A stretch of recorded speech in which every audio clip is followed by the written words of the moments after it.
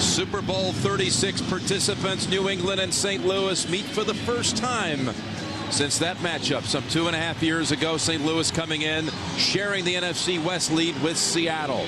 Seahawks at San Francisco in this same time block. Meanwhile, the Patriots came into the weekend tied for the AFC East lead with the Jets, who are trailing with 2.5 minutes to go at Buffalo, 22-17. Hello, friends. Jim Nantz along with Phil Simms and Bonnie Bernstein. There is a lot of excitement here, Phil, about these teams getting together again. Well, that's right again, Jim, because you talk about the Super Bowl that happened almost 3 years ago. But when you're here in St. Louis, you talk to Mike Marc, you talk to the players, it still bothers them. The fact that they lost that game, they were huge favorites. They want a little payback here today. And again, they have not met since that matchup in New Orleans, where Adam Vinatieri won it with the 48-yard field goal to close the game. We'll see the Patriots coming out first, and good news for Patriot fans as Corey Dillon is going to play today. He is active after missing last week's game at Pittsburgh with a thigh injury. So it was a game-time decision. He's ready to go, and we are too. And the kick away to Bethel Johnson. And Johnson out to the 28-yard line where Tom Brady will start things. He was just 24 years old in that Super Bowl matchup against the Rams, but he drove them in the final 90 seconds. 53 yards to set up the winning Vinatieri field goal. Brady with this line in front of him, with Gordon starting for Tom Ashworth, who was put on injured reserve over the weekend because of a back injury. He's out for the year. Brandon Gordon, the right tackle. And again, Corey Dillon, he will start today in the backfield. He has been a huge addition to this team. Picked up in the spring, coming over after being the Bengals' all-time rusher. And Dillon will get it right away with a huge hole out across the 40, and finally battering the Rams secondary and Adam Archuleta for 14 yards. Will they put pressure on Brady? Leonard Little could be a central figure in that plan. And Trev Falk in the linebacking core is a cousin of Kevin Falk, who we'll see on passing downs for the Patriots. And Jeremetrius Butler has the only 2 picks by St. Louis this season. There was a huge block on that last play by Patrick Pass that helps free Dillon. And on first down, they're going right back to Corey. And more open space across the 50, and finally banged out with a flag down. But he didn't step out until he reached the 40. Ed Hockley has his crew here in St. Louis for this one. 19 yards on the play. Brady to Dillon. And we await the flag. Patriots trying to get Corey Dillon right into this game and get him back involved and get him into the groove, because, of course, you know, last week he did not play against the Pittsburgh Steelers.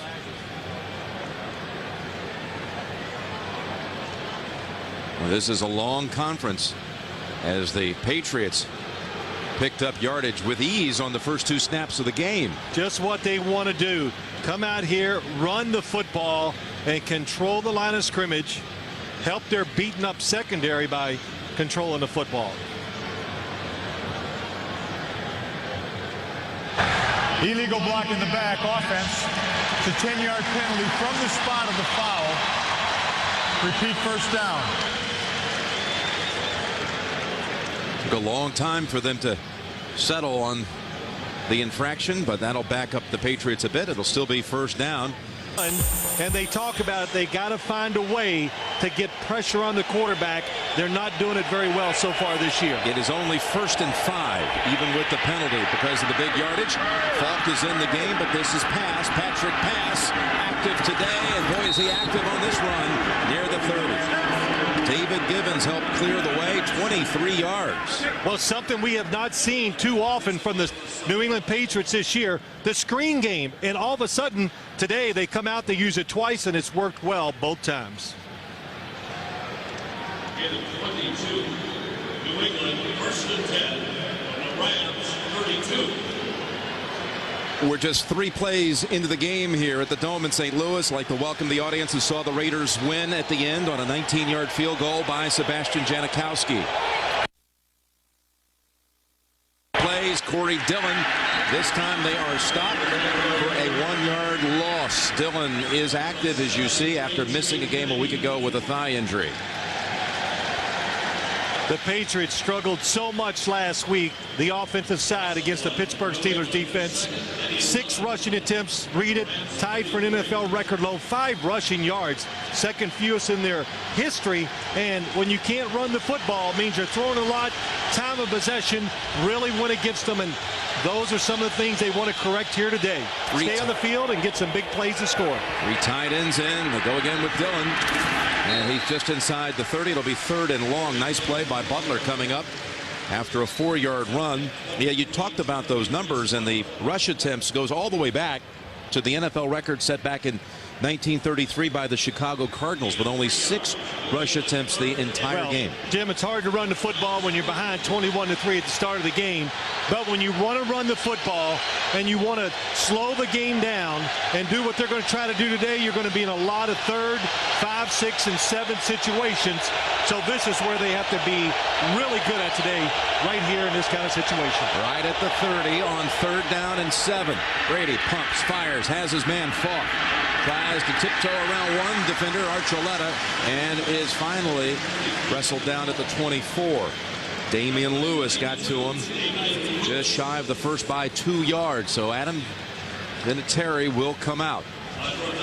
Well, they know all about him here in St. Louis. Well, they do here, and also just I remember the words of Bill Belichick last night. Look, we can't be moving the ball up and down the field and kicking field goals against this offense of the St. Louis Rams. And start of the game, here they go. 42 yards with Josh Miller on the hold. And Vinatieri, as he was in New Orleans, to end the game, he opens this one with 3 from 42 yards. And that is now 16 consecutive games for the Patriots in which they have scored first. Pretty remarkable. That's a streak that's the best since all the way back in 1978 in Miami. So Dillon picks up 30 yards as they come right out. They already eclipsed last week's rushing total of 5 yards on the very first carry of the game. Well, it helps when you have Corey Dillon. And, you know, talking to Tom Brady last night, he goes, you know, that was our plan in Pittsburgh, is they were just hoping to run the football and kind of control the game in that respect. But, again, when you don't have your premier runner in the football game, that's a big drop-off. Kevin Falk's a good situational player, but he's not a top-line physical running halfback like Corey Dillon is. Arlen Harris is the deep man waiting for Vinatieri's kick. And it'll come to Harris at the 9. Going a good burst out to the 31. Bring out Marc Bulger at this point. He is the winningest quarterback by win percentage with a minimum of 10 starts. Plus at home, he's only lost once. He is something else. 15-1 at home. Grant Williams starts at right tackle. He started for the Patriots in that Super Bowl win for the Patriots over the Rams 2.5 years ago. Now he's a Ram. And Marshall Faulk will get the bulk of the work. Hall of Fame career still going on and on with big numbers. 15-1 at home. Bulger. The only loss was earlier this season, overtime to New Orleans.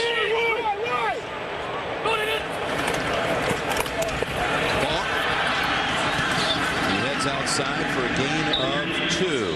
Ty Warren got to him first. Romeo Crennel's defense has not allowed an opening drive touchdown by the opposition in a stretch of 26 games, and they've got the very mature rookie Vince Wilfork starting on the nose. From the outside, they want some pressure today from Willie McGinnis and company. That strong linebacking group. And now here's the big story. The secondary. Randall Gay starts on one side, a rookie free agent, and on the other, Asante Samuel. As Ty Law is out 4 to 6 weeks, the broken left foot, and Tyrone Poole is also out with a knee injury. Bulger on second down, swings it over to his tight end Manu Maliuna with the reception. Well, the Buffalo Bills have pulled off the win over the New York Jets. And you kind of all week warned everybody about that one maybe being a game where the Jets were vulnerable. Well, Buffalo, Romeo Crennel, defensive coordinator. But, Jim, Buffalo, a much better team than their record indicates. How about this for the Patriots? Asante Samuel, they're so thin in the defensive secondary. Comes across the field, lowers the shoulder, and that's where it looks like he's hurt, is the right shoulder as they're reaching underneath his pads and seeing if there's an injury there. This is the one thing that they could not have happen. Bill Belichick I can't even imagine what he's thinking. We look at Troy Brown. Actually, during training camp, he took a few snaps and played a few plays in some preseason games. And can you believe this? They may have to resort all the way to bringing in the 12-year veteran receiver into the secondary. And in fact, he's coming right in here on the third play of the game for the Patriots defense. Troy Brown. You know, you try to build depth. Bill Belichick experiments a lot with all the players. Richard Seymour, Mike Vrabel, they play offense sometimes, just trying to get combinations because you get some injuries that hit one position. You got to be creative. Yeah, that's right. Troy shifting around, 3rd down and 5. They've also brought in Earthwind Moreland and Dexter Reed on this passing down for the Rams. The Patriots come crashing in to stop them. That was to Marshall Faulk for a gain of 4. It'll be a yard shy of the first. Pretty good job. When you talk about this Rams offense or the New England defense, they must pressure the passer to take away or so their weakness in the secondary cannot be exposed. Kevin Faulk awaits the punt of Sean Landetta, still around in his 20th year in the NFL.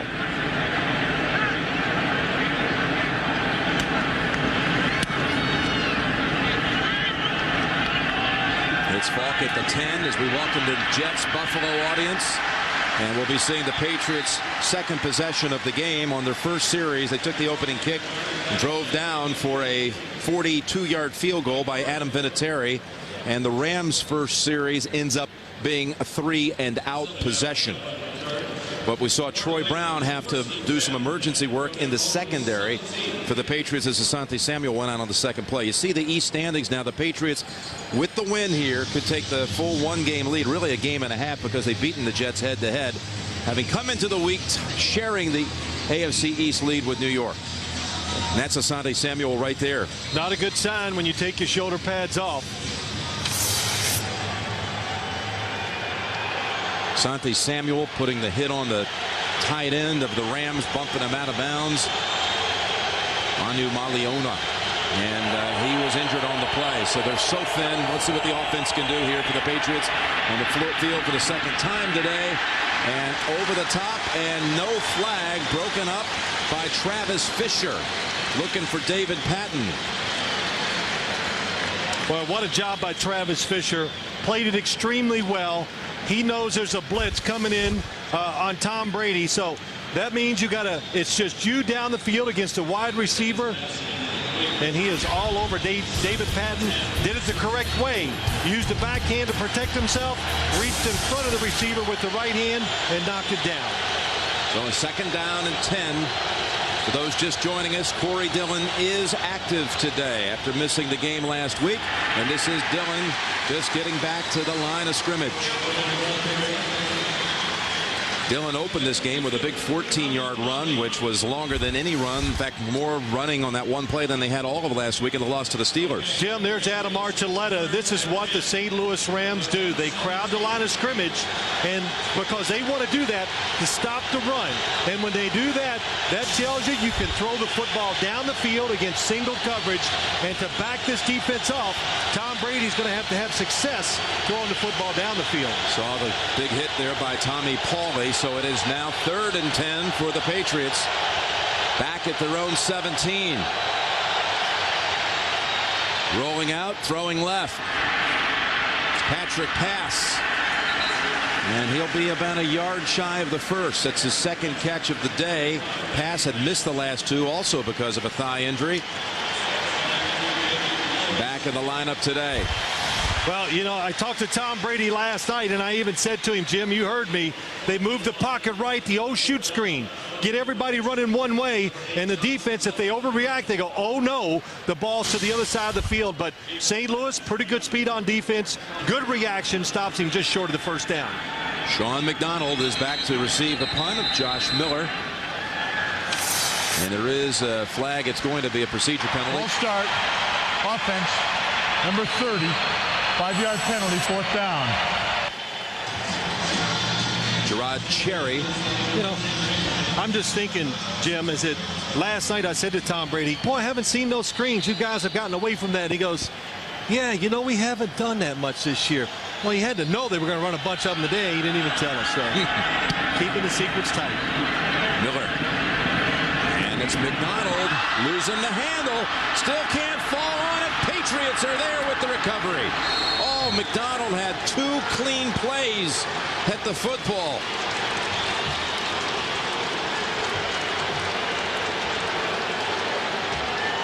Lonnie Paxton, who is the long snapper, who snaps it at one end, falls on it at the other. Well, let's take a look. See if Sean McDonald takes his eyes off the football. Yes, it always is the case. At the last second, you want to see where those defenders, where they're at, where are you going to run the football once you catch it. And if you lose that concentration just for a split second, that's enough to cause a fumble. Well, he actually had 3 attempts at getting a clean hold of it. And it's a lot harder to catch to fall on a fumble on this AstroTurf. It's harder, faster, the ball moves a lot more, so tough for Sean McDonald. Troy Brown is in as a 3rd receiver as Asante Samuel walks to the locker room. Fake to Dillon. Brady, left side, man open. Troy Brown. We have an update. Let's send you right back to Greg Gumbel in New York. All right, Jim, it is all over in Tampa. Last gasp effort by the Chiefs, 4th and 17. 3-man rush, one of them, Dwight White gets to Trent Green. It's a 34-31 Tampa Bay win over the Kansas City Chiefs, guys. Wow, thank you, Greg. Another wild one there as Michael Pittman scored 3 touchdowns today in that win. Huge performance by Pittman, including breaking one over 70 yards. You see Denver, San Diego sharing the lead in the AFC West. Crushing loss for the Chiefs. First down here for the Patriots. And just back to the line of scrimmage for Dillon. And what was it that Mike Marc said about that Tampa team when we met with him on Friday? Oh, he said look out, because he felt very fortunate to beat them in that Monday night game, because don't let that record deceive you. They're coming on. Well, he just said, look, they're going to make the playoffs. Yeah, he said they're going to be in the playoffs. Mike Marc, you know, that's the other thing. You ask him a question, he'll answer it. There's no monitor that says, oh, let me be careful with this. He just throws it out there, and it's really, well, listen, for us, it's wonderful. It's refreshing.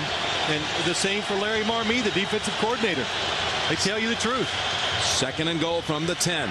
Brady, pressure from behind. They don't get him. Now they do the second time. Back at the 13. Tyoka Jackson and Bryce Fisher double up on him.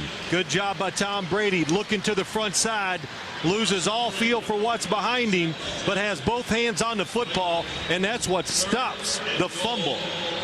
Look at that front hand. It's on the football, and that's why the right hand came completely off. So good mechanics, good skill, good fundamentals by Tom Brady. 3rd and goal. Kevin Falk is the single back. David Givens, who was questionable this week with a knee, is in. He started. He's lined up on the right side. Brady goes across the middle, and Falk sees it slip right through his hands. He wouldn't have gotten where he needed to go anyway. Couple big opportunities gone by the board for the Patriots. Down in there twice. What you call scoring territory, and can't get it done. Have to try to settle for 2 field goals. Adam Vinatieri back out for the 2nd time. This will be 31 yards. True from 42 on the opening possession of the game. It's now 15 of 16 on the season. And good again. 6-0 New England. McDonald's fumble set up the 3 for the Patriots.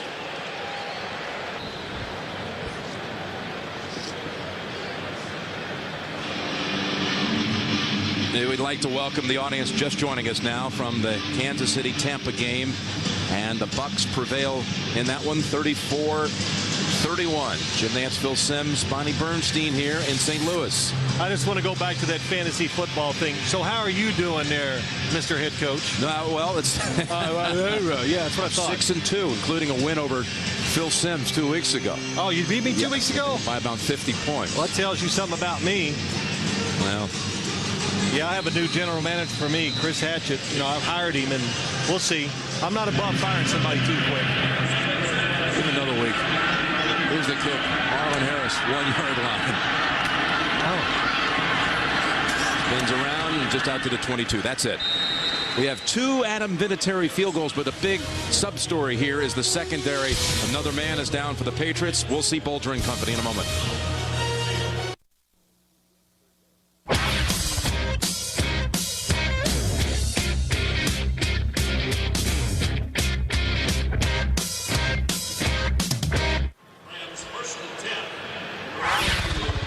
We are back in St. Louis, and you're looking at a newly activated Patriot, Earthwind Moreland, in that secondary that has seen Asante Samuel taken off the field to the locker room. They're telling us shoulder injury, doubtful or questionable whether he'll return. So no gain for Falk on that first down carry. Let's take a look at the Sim spotlight when it's offense-defense Rams against the Patriots. Well, what I think is funny about St. Louis, Mike Marc, after he told us I want to run it, I want to do it. Boy, I'd really like to just throw it every down. So it's going to take patience on his part, not to just open this defense up and throw it.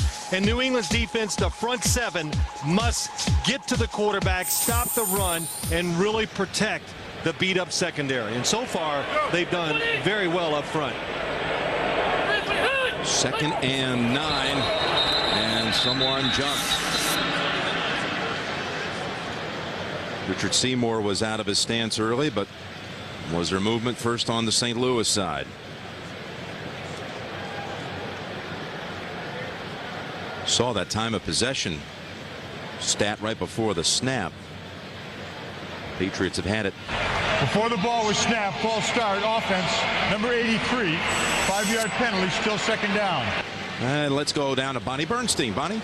Hi, Jim and Phil. Well, in Super Bowl 36, Marc Bulger was on the bench as the Rams fell to the Patriots, but he is 15-1 here in the Dome, and the Rams think a couple of things might be in his favor. The obvious, New England's banged up secondary, now with Asante Samuel out. That's even worse, and Marc says there is nobody I've seen who gets rid of the ball quicker than Marc Bulger.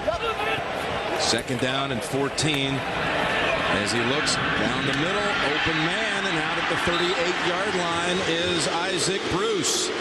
Gain of 21. They're already working on Earthwind Moreland.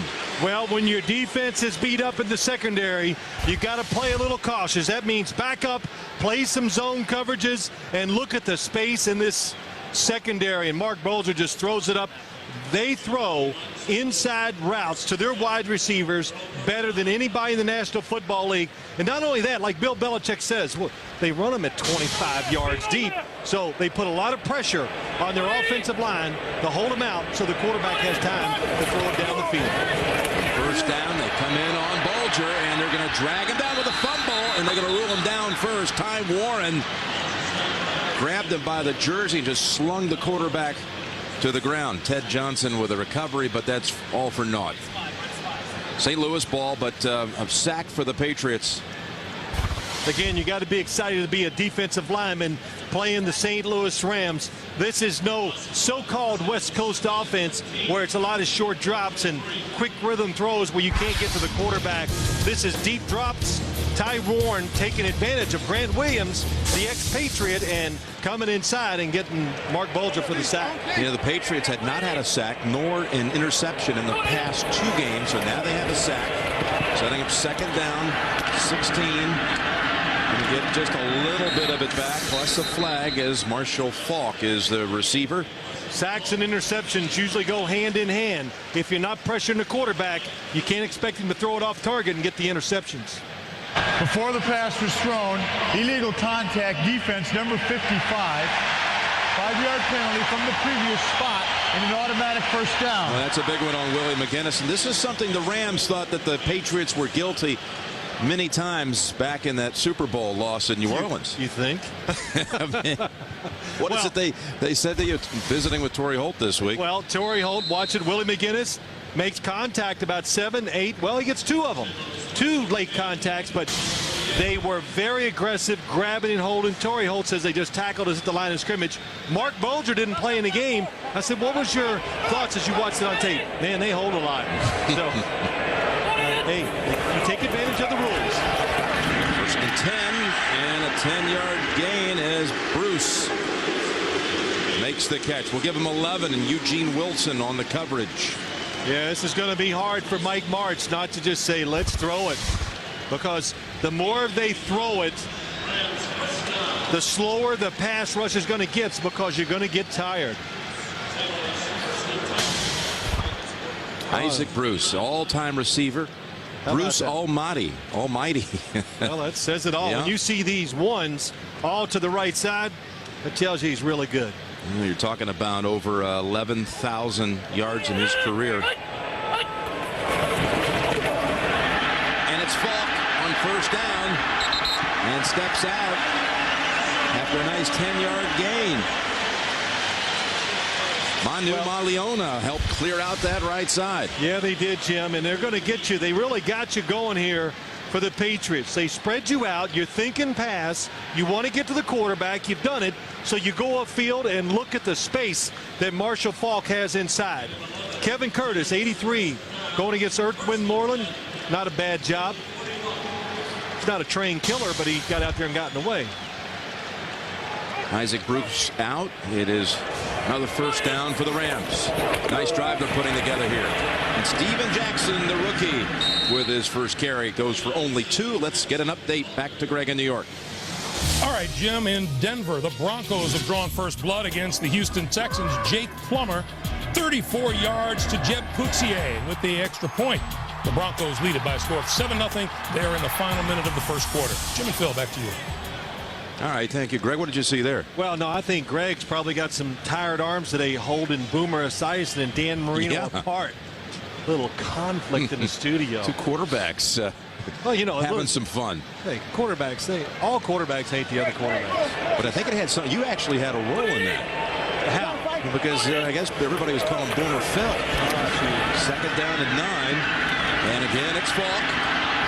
And again, it's just short yardage as Vince Wolford, Teddy Bruschi were both there for a stop after a gain of 2. This is the first time the Rams have had the football in New England territory in this 1st quarter, final minute of the opening quarter. You know, it's really interesting. I see a lot of Ram games on TV, and everybody talks about it. They throw the football down the field. You watch them practice. You tell you what, if you're the quarterback for the Rams, you better have great endurance in your arm. You better be able to chuck it down the field a long way, too.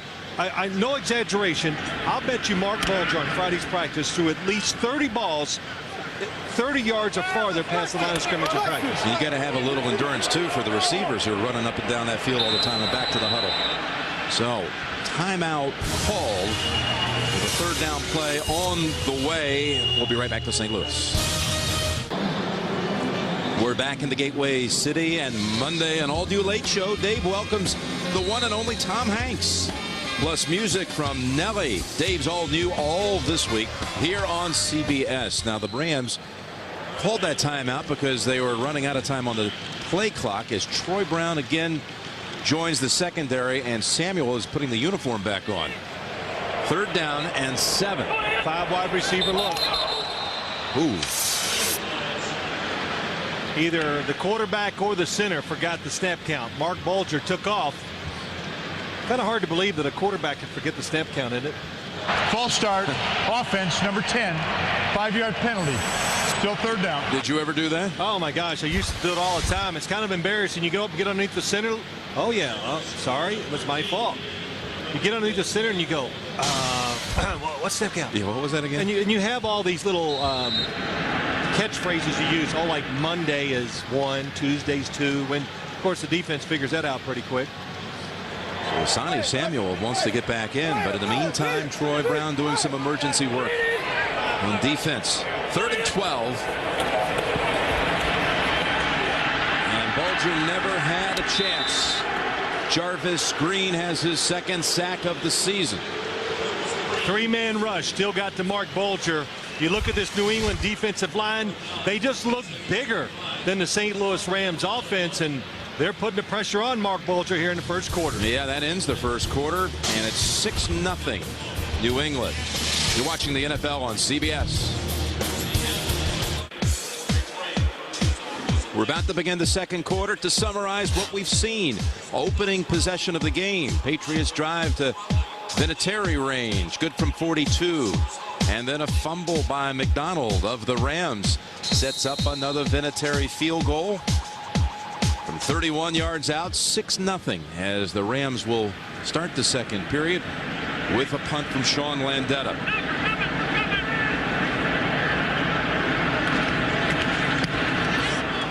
Kevin Falk, will he field it?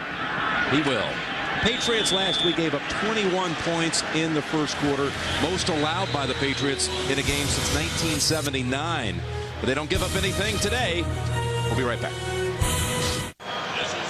Back in St. Louis, and check out special teams. Matt Chatham of the Patriots, Tommy Pauly of the Rams. Don't ever leave your feet. Tommy, big mistake. And they were exchanging words on the quarter change before the punt. We'll watch that one the rest of the day. Patriots a good thing in this game, Jim. Start from their own 6. Corey Dillon, the single back. Dillon changing it, or Brady changing it up with 3 on the down clock.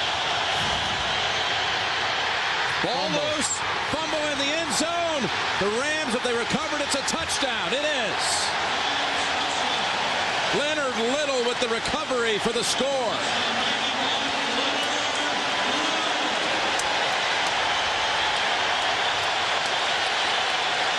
Big risk by the New England Patriots. Crowd noise is always a factor here in the dome. Tom Brady looked like he might have been changing the play. The offensive line, they're not quite in tune with the snap count. And Leonard Little, he is the best pass rusher for the St. Louis Rams. Causes the fumble and the touchdown. It's the second week in a row the Patriots have allowed a defensive touchdown. Sometimes you just have to know you're in a bad situation and just let it go.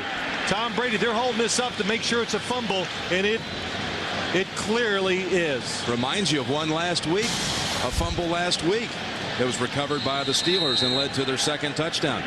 Damian Lewis was in there to help knock it free, so Wilkins in for the extra point. And the Rams defense has given St. Louis the lead.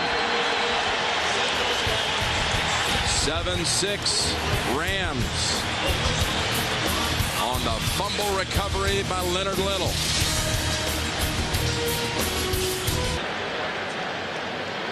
We're back in St. Louis, and the kick from the Rams after the defensive touchdown returned by Patrick Pass out to the 36, and it could have been really a disaster for the Patriots. Pass had a hard time getting the handle on the kick, finally able to scoop it up and get past the first wave, and kicker Jeff Wilkins helped bring him down at the 36. The first down for New England, trailing 7-6. It's Corey Dillon, right side, and a nice piece of running out to the 42. Pass through the block that freed him for 6. Well, I want to go back. Damian Lewis is the one that caused that fumble on Tom Brady for the touchdown, and Leonard Little recovered. Damian Lewis just overpowered Stephen Neal to get to Brady, and let's take a look at it. Damian Lewis just pushes by Stephen Neal, overpowers him. The crowd noise helps him, and Leonard Little, coming from the other side, falls on the football for a touchdown. Second down 4 for New England. Brady has been sacked twice in this game, 9 times the last 2.5 games. Again, having a hard time communicating. Pitches it. Dillon, wide open room. And he's all the way down to the 40-yard line, into the secondary before Archuleta could get him. Oh, what a nice relief for the Patriots. You get your star running back. And I told you early in the game that the St. Louis Rams like to crowd the line of scrimmage, and one of the reasons why, if they don't, they have a hard time stopping the run. And look at the blocking up front. Patrick Pass gets a good block. Joe Andruzzi, excellent block. The center, Dan Copeland, also. Mark it at the 41, first down. Opening 2 minutes of the second quarter. Delay give, Dillon. Just back to the line. Tino E. Samoa was the first to get to him. And Corey Dillon, boy, did they miss him last week in Pittsburgh. And we talked to Bill Belichick trying to gauge last night if he would be playing today. And he really wasn't sure. He said, listen, it's going to be a game time decision. If the game was during the, he wouldn't have played, but maybe now a couple of days later after full practice, maybe he'll be ready to go, and he is. The Rams think the Patriots are a power running team and a play action team that throws it deep. And that's what they are when Corey Dillon's in there. Second 10. Fake to Dillon. Cross the middle, too high for Patton.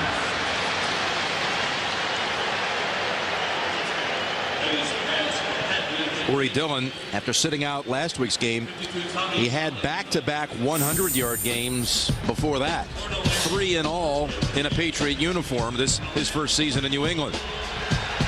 Well, he has been everything that he was advertised to be. He has really given the New England offense an identity. Before, it was like, what will they be this week? A downfield throwing team, a screen team, 5 wide receivers. Well, when he's in the lineup, they're going to put him behind the quarterback and run him quite often. On the passing down, he's out. Falk is in. 3rd and 10. To Falk. Makes the move for the first.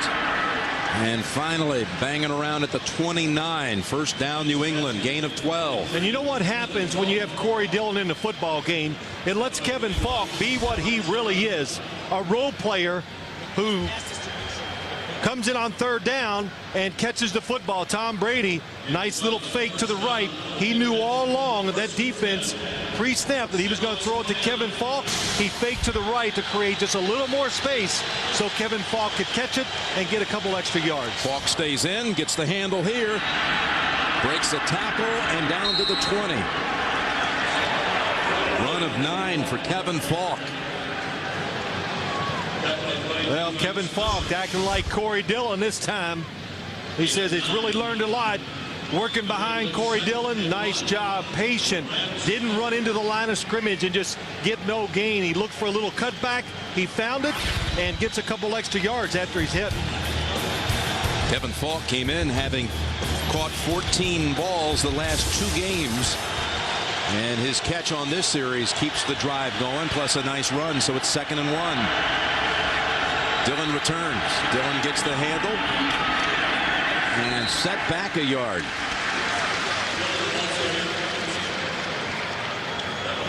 Tino E. Samoa and Trev Falk both got to him. 3rd and 2 coming up. Corey Dillon, you see 38 yards with our stats tracks. 38 yards for Dillon now puts him on the season over 675 yards, and that means he's already moved past last year's total for the leading rusher on the Patriots, Antoine Smith. He's already outgained Smith's total of a year ago, which was tops on the team. 3rd and 2 on the 21. Brady has his first down target, David Gibbons. Nice job by Tom Brady. They fake the run to his left. Look at that alley he gets to throw the football into. That's a play the Patriots use quite a bit. They get the defense. They get all their offensive players to the left side. The defense shifts that way. You fake a run there, and that gives a backside receiver a lot of space to run into.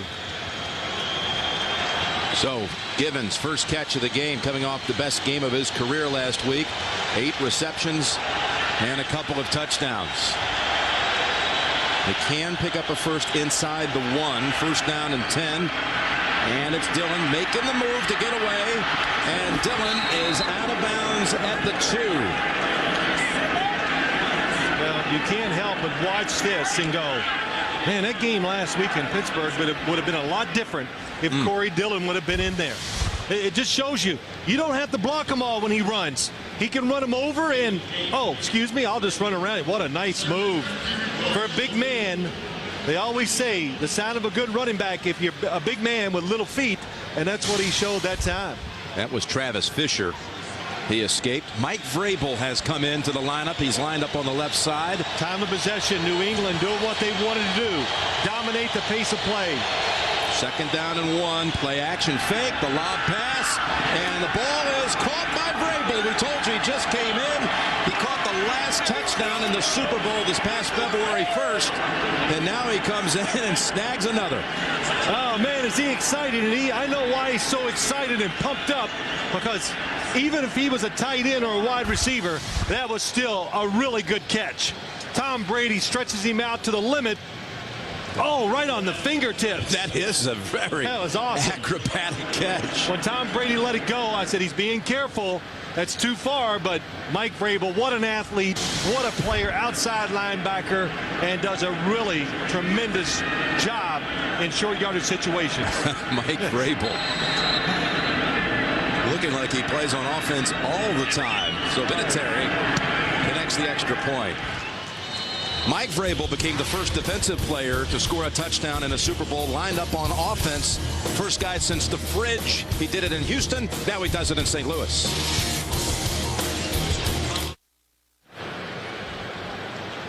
Mike Vrabel, a linebacker, hauls in the pass from Tom Brady, giving Brady 14 consecutive games with a touchdown pass. I'll tell you what, though, if he wasn't a linebacker, he could be a tight end in the National Football League, too. Marlon Harris on the run back from the 6 to the 30 to the 40. There is a flag, and all the way out to the 44.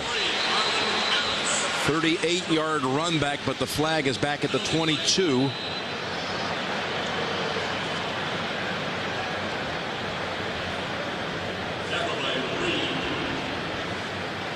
Ed Hockley, the referee. Man, Ed's looking pumped today, isn't he? It's got to be the most in-shape referee in the history of the NFL. He's doing a little carbo loading, I noticed last night at one of the great Italian restaurants in St. Louis. I promise you, before he comes out in the game every week, I mean this as a compliment, he's probably knocking off a couple hundred push-ups in that locker room. I happened to catch him up at Giovanni's last night. Yeah. On the hill. He's packing it in. But I never said this, and I meant he did the Super Bowl last year down in Houston. I didn't get a chance to during the game, but I tell you, the whole crew did a tremendous job. He was in charge of it. It was really clean. No plays that you go, oh, they blew it, and none of that going on. So it's a credit to him and his whole staff. What a job they did there. Now, if he could just speed things up here. There were no fouls on the play. Well, that's good for the Rams. They'll start out at the 44. Vrabel, look at the catch. The feet are down. Grace. Bill Belichick's side leads 13-7, but a lot of unhappy people here at the Dome in St. Louis, because while we were away, Ed Hockley and his crew came back and said there was a foul on that last return. Here's why, Jim. Ed, let's go. Let's turn first. There was an illegal block in the back during the return by the receiving team. It's a 10-yard penalty from the spot of the foul. First down.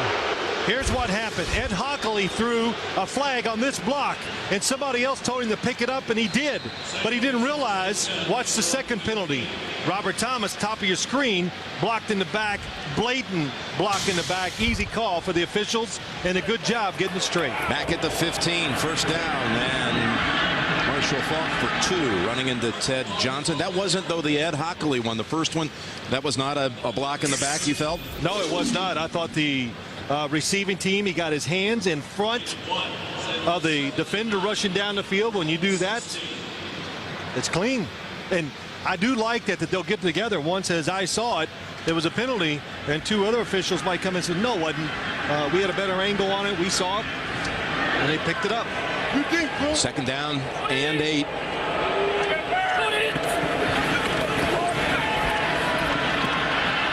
Wilfork in on the quarterback, who gets away, Bulger. And he is hammered at the 26. That's enough for the first down.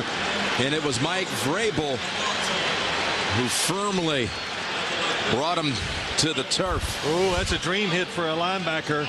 But Vince Wilfork, 75. And we told you, Marc Bulger, the St. Louis Rams, throw it down the field. They hold the football a long time, and don't get greedy when you're a quarterback. Oh, yes. We talked with Vince Wilfork last night, and he's playing the nose sometimes out on the end position. He's on the end right now, not getting that many opportunities to get in the quarterback's face. Well, that time he did, and he took advantage of being outside. He remains outside as Wilfork. First down, 10, and Falk. Falk breaking it across the 35 and stepping out at the 40. Running behind Adam Timmerman for 14 yards. Marshall Faulk with that run moved past Barry Sanders on the all-time yards from scrimmage list into 4th position, with only Jerry Rice, Walter Payton, and Emmitt Smith in front of him. Steven Jackson is in, 1st and 10, rookie from Oregon State. Gets his 2nd carry, and Jackson for only 2 yards. Steven Jackson, nice changeup for the St. Louis Rams. You got Marshall Faulk, who would prefer to run around you if he gets the opportunity. And then Steven Jackson, 1st-round draft pick from Oregon State. He comes in. He is 6'2", 233. And when we met him on Friday, I went, "Wow, you are one big man." Yeah, and he's, with Marshall Faulk obviously having a couple of knee surgeries in the last 15 months, they really needed some insurance. They moved up in the draft. He was the first running back taken. And he said the Marshall has helped me grow. First guy of the calling, Marshall Faulk after the draft. 2nd down play, wide open. They've got the tight end. Manu Maliuna all the way down to the 11-yard line. Rodney Harrison prevents the touchdown, but a 48-yard hookup. It's just got to be a breakdown. It's a play-action fake by Marc Bulger, but it's not like it's something you don't expect. And they do that a lot. They fake the old Statue of Liberty, and when they do it, the New England defense goes for it completely. Nobody is covering Manu Maliuna down the field. Well, I just butchered that name. Dave close. Manu Maliuna, the longest catch of his career, 48 yards. First down from the 11. Felt like Dan Marino there. And over into the flats. Got his man. It's Bruce. And Bruce Almighty, touchdown, St. Louis.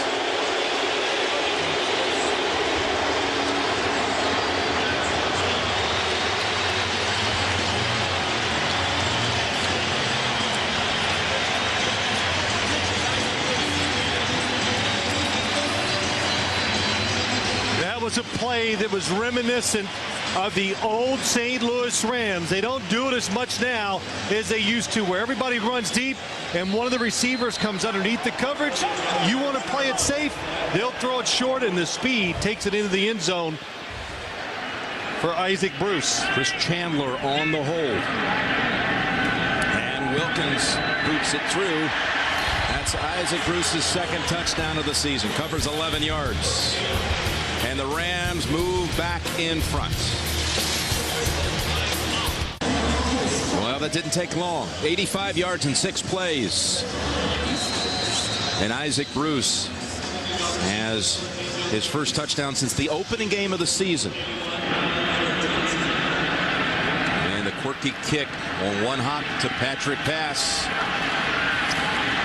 And pass out to the 28. Well, Mike Marc, he got his offense in gear on that series.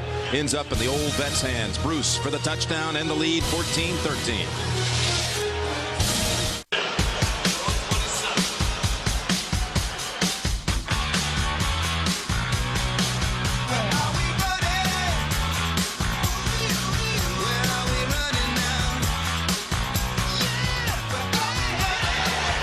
Tell you where we're running from the 27. New England first down with 5 minutes to go in the first half.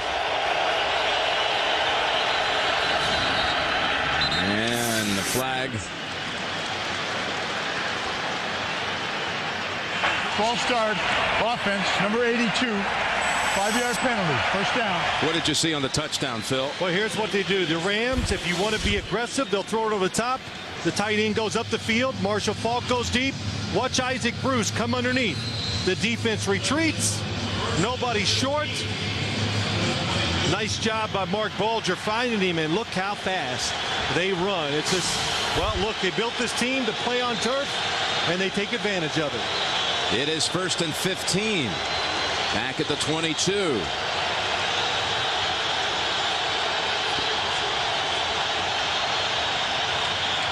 Brady got one-on-one out there, looking for Gibbons, and he's got the grab inside the 30.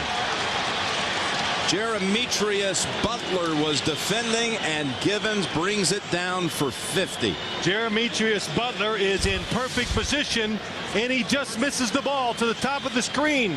He's not fooled. He's running right along. Watch his left hand. And he misses it, and Gibbons, what concentration. Hangs on to football. Excellent technique by Butler.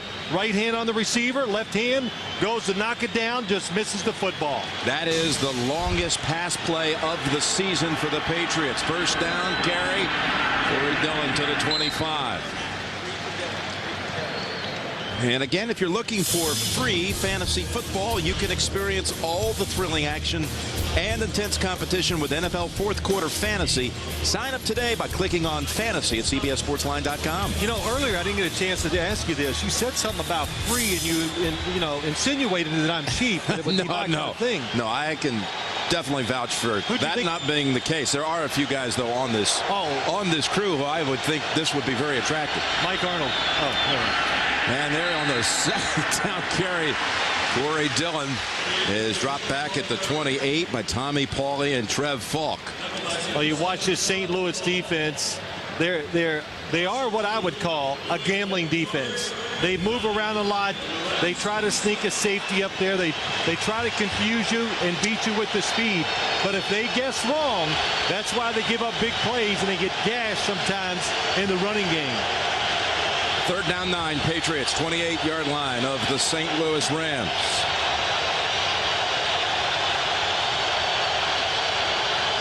Troy Brown back in.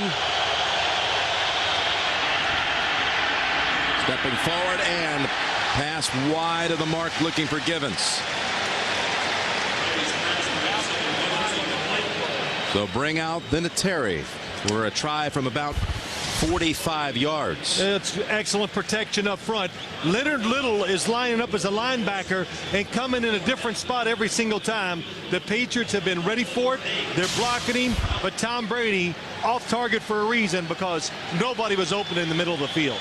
There you see his career stats right at about 70%.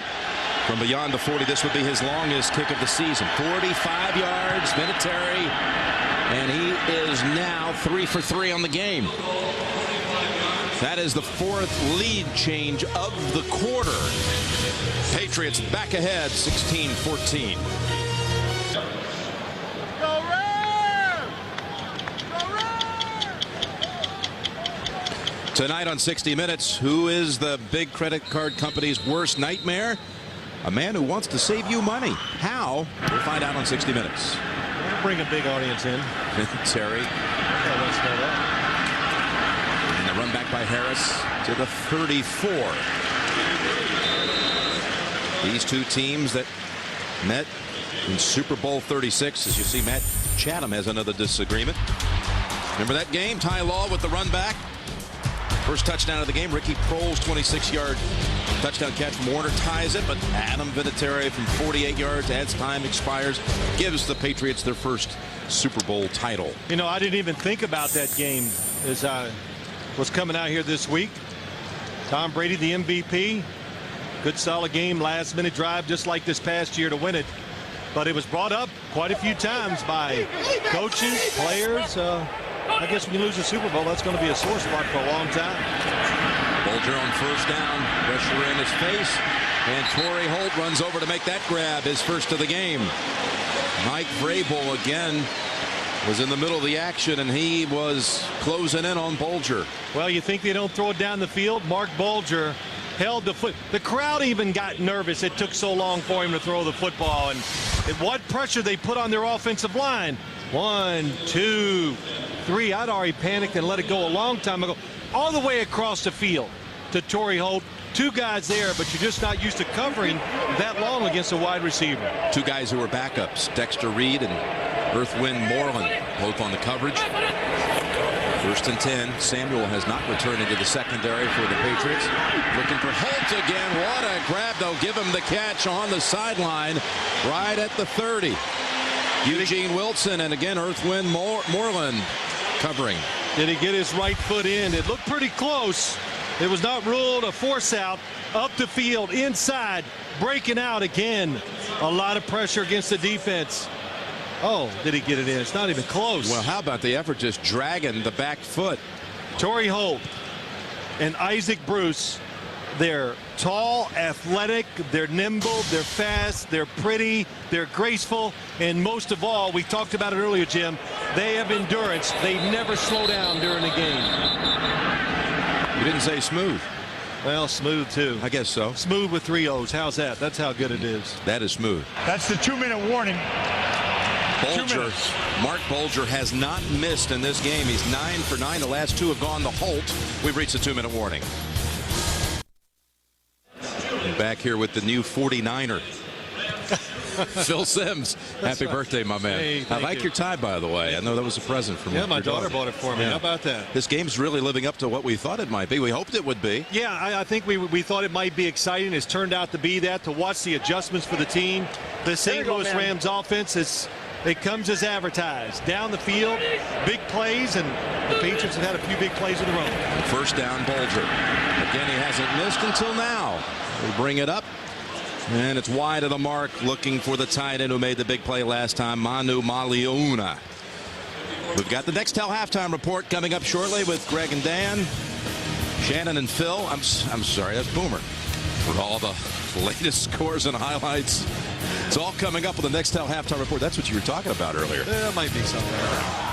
You know, listen, I know it's not like the most flattering thing somebody can say to you in the world when they call Boomer me, but it happens to me too. All the time. Well, you get called Phil? Yeah, I get called Phil. Hey, Boomer. 2nd down and 10. Got Troy Brown back in on defense. Bulger's looking, and now gets his man out of the backfield. Actually coming across on a slant. It's Isaac Bruce for 8. 3rd and 2 on the way. Roosevelt Colvin on the hit. There was a flag. First indication I saw was against the Rams. Ronnie Harrison's in there discussing it. Illegal formation offense was an ineligible number on the left end of the line. 5-yard penalty. Repeat 2nd down. We've got a 16-14 game with the Patriots in front on 3 Vinatieri field goals and a Mike Vrabel touchdown catch. Illegal formation. Nobody's covering a tackle. All 3 wide receivers are off the line of scrimmage, and sometimes the officials will let you get away with it, but that was blatant. Somebody has got to step up there and cover the left tackle. You saw that a few times in your film work this week. Yeah, the Rams actually lined up in some wrong formations and didn't. Oh, nice Look at play. this.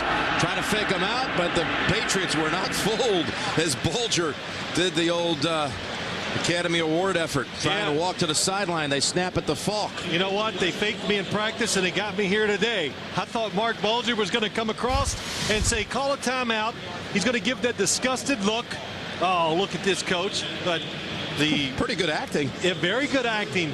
But you alert for all those things when you play the St. Louis Rams in New England. They had tremendous reaction to it. Was he a drama major at West Virginia? Must have been. 3rd and 11 with 1:14 to go in the half. And Bulger now trying to step outside. He'll go left side. Waves his receiver to move on, and a fumble. Fumble and fallen on by Jarvis Green. Was he out of bounds or in play? Knocked loose by Willie McGinnis. Jarvis Green right on the sideline with the recovery, and they say Patriot football. It looked like Jarvis Green got possession of the football before any of his body got out of bounds. And Marc Bulger really trying to pick up the 1st down. You got to think of the situation before the snap. Know you're in field goal range. Even if you throw it away, it's going to be 3 points. Trying to get his receiver down the field. Loses sight of Willie McGinnis. Here comes the football. going to be close. It is going to be close. That shoulder might have been out. This has got to be called from upstairs. It's inside of 2 minutes. McGinnis just saw that football out there and couldn't wait to get there.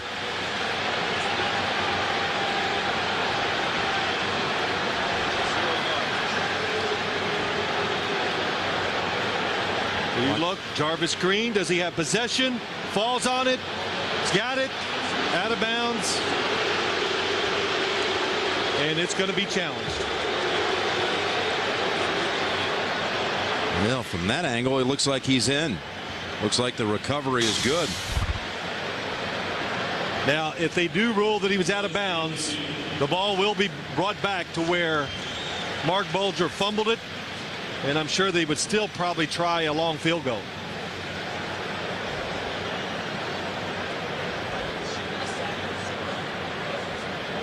Well, talking about a 3-point decision right here. Sure. Jarvis Green already with a sack in this game, and now hoping his recovery will hold up. Let's see see if we can see anything. This is the good view. See everybody. Indisputable evidence. That's what they must have. Again, the call on the field was a recovery, so it's got to be indisputable visual evidence otherwise to overturn it. Recovered inbounds. Just alerting the fans here in St. Louis that they're reviewing exactly what we've talked about. Well, there's no doubt in my mind he gets possession almost. And boy, look at that left hand. He gets it around that football. Boom, it's in there. Not an easy call for Ed Hockley. I say it's a 3-point decision. I don't want to give away a 50-yard field goal because it would be from the point of the fumble. That's back at the 35, which would mean that Wilkins would come out and try one from about 53 yards. And Wilkins can make them, particularly inside this stadium, from outside the 50. 14 times in his career he's made the long ball from 50 and beyond. Yeah, I'd say when you kick indoors, it's good for 7 to 8 yards. It just, you know, I watch these guys warm up today. They make it look so easy. They don't have to worry about, nothing gets in their head. There's no wind, there's no bad turf, there's no bad footing, there's no excuses. Well, Ed Hockley continues to review. We should review the Pittsburgh Steelers win today against the Philadelphia Eagles. How about that 2-week stretch? Taking on the last 2 undefeated teams in the league and beating them both by a combined score of 61-23. First the Patriots and today the Eagles. I think what's so impressive is that back-to-back weeks they physically dominated the team they went against, and they did it in every aspect you could bring up today. Baltimore and Cleveland playing tonight, and you see Pittsburgh moves to 7-1 with that win. They got Jerome Bettis today with Deuce Staley inactive with a hamstring injury, and the bus ran for 149 yards. Wow, and it was just, hey, he was tremendous. That offensive line had an outstanding day for the Steelers today. The ruling on the field stands as called. New England recovered the ball. First down. And again, you know, I really think it had to do with, you just can't say for sure that it was definitely the other way.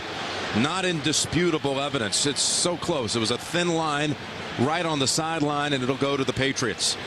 Not enough there to overturn it. So New England now, which operates more efficiently than anyone in the league in the last 2 minutes of the first half, has a full assortment of timeouts. And we've got the Nextel halftime report coming up shortly with Greg and Dan and Shannon and Boomer from the studio in New York. 1st and 10 with 1 minute and 2 to go in the first half. Brady's pass incomplete, was looking for Kevin Falk, and a flag. This will be a late hit on the quarterback. Leonard Little. Or a blow to the head. This drive, this Personal foul. Roughing the passer, defense.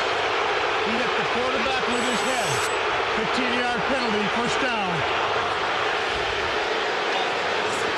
Leonard Little scored the game's first touchdown, but now the Patriots are set up after this play by Little.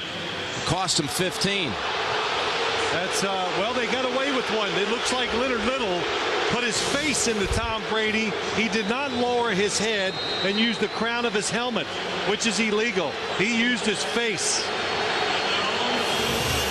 And Mike Marc is doing some jawing on the sideline. 56 seconds. First down, New England. Brady zips it. Patton had it. Goes right through his hands.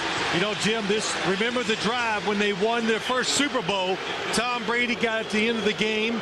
Not much time left. 3 timeouts against the St. Louis Rams, and they drove down and kicked the game-winning field goal.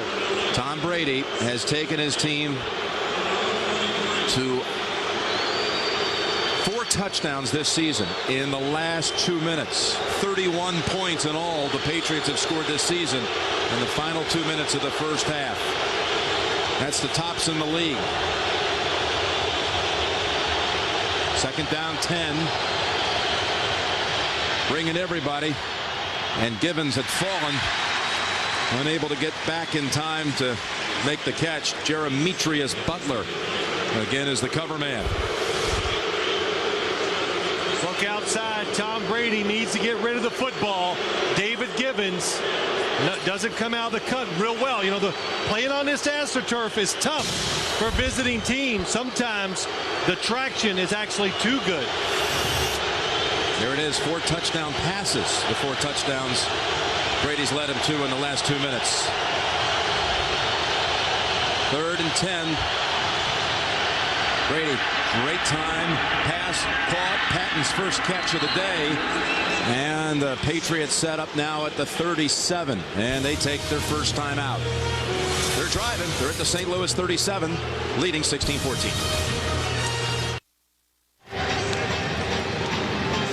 Jim Nantz, Phil Simms, Bonnie Bernstein.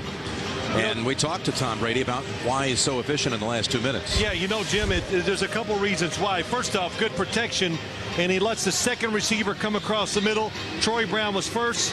Look at that big hole, and he makes a perfect throw.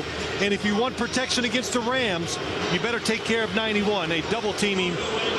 Kevin Falk hits him before he goes out. But one of the reasons why they're so good, they practice it all the time, of course, every single week, and it's the same plays in the 2-minute drill, so you get really good at executing that small group of plays in these kind of situations.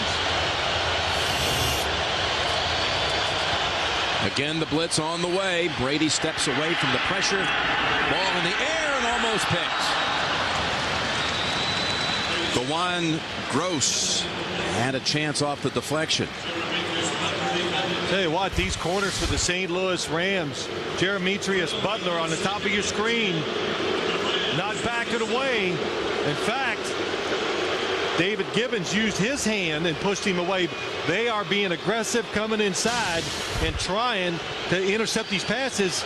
They're being set up for a double move. That's not something they've done with efficiency this year at all. The Rams, they have only 2 picks, worst in the league in that category. When you overplay, you give them a move and go deep. 2nd and 10, wide open, and David Patton steps out. As Travis Fisher bouncing him out, but a 14-yard pickup. Well, I tell you, Jim, you talked about it, how good they are in these type of situations. Tom Brady, nice and relaxed, finds space in the pocket, and just lasers the football to the outside to David Patton. David Patton with 2 catches on this drive. 24 seconds to go in the half, and again, 31 points this season. Last 2 minutes of the half, and they're driving again. You play it safe if you're on defense. Brady rolling out. Looking. Archuleta was moving in on him, and it's incomplete with 18 seconds.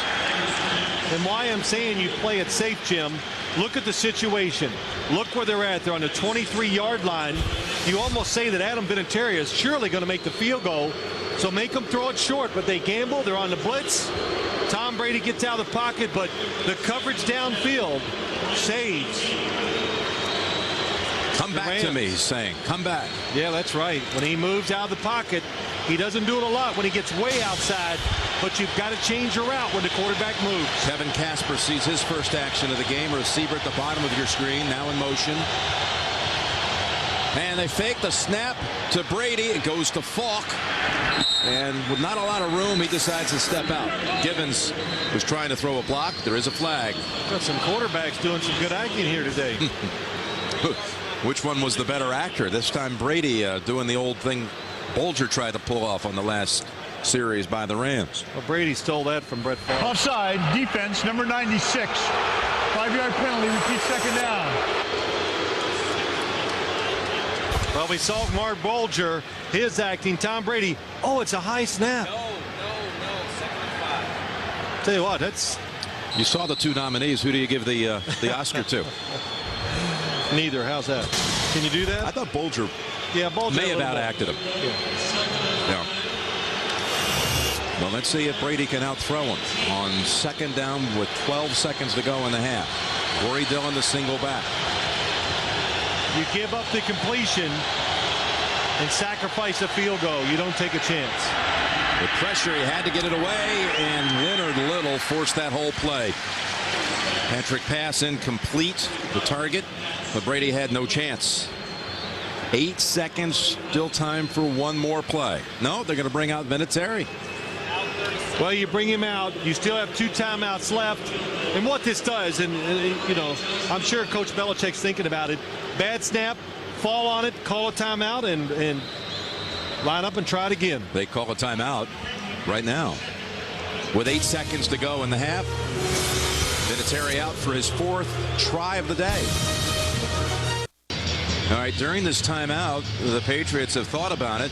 They bring back out the offensive unit. One more play. You still have a timeout. 8 seconds to go. That's enough time to make a full play without putting your team in danger of not getting the field goal unit out. If you catch it over the middle, you don't think you're going to score, you give yourself up and call a timeout.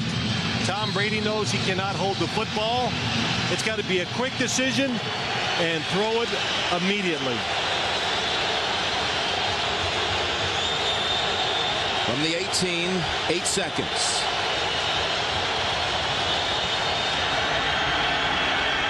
Pressure, heavy pressure. He just unloads it. Tyoka Jackson made that play almost impossible for Brady. Boy, it did. I tell you what, the St. Louis Rams, they are getting to Tom Brady off and on. Tyoka Jackson, 97, just keeps hustling. Tom Brady can see the pressure coming in. Woo. Well, you hold your breath, though, when you see the tackle right around the knees. When the hit comes low. Brady talks to Kevin Falk. Wanted to know a little bit about that pressure picking up the blitz. 36-yard try on the way. Adam Vinatieri to close out the half. And Adam Vinatieri is again a story when facing the Rams. 4 field goals in the half. 19-14 Patriots. The last 2 halves of football between these teams end with Vinatieri field goals. One back to New Orleans. And now today, the only touchdown for the Patriots linebacker coming in on offense. Isaac Bruce from Bulger for the Rams. New England leads it. You're watching the NFL on CBS. Patriots lead it at halftime, 19-14. Corey Dillon back for New England today, opening up that ground attack that was invisible a week ago. Dillon with 48 yards rushing in that first half. The only touchdown went to Mike Vrabel, coming in on offense, making the grab. Mike Marc, his team found Isaac Bruce for a score, but the Patriots lead it. They've won 28 straight when leading at halftime. We'll continue after this word from your local station as you're watching the NFL on CBS.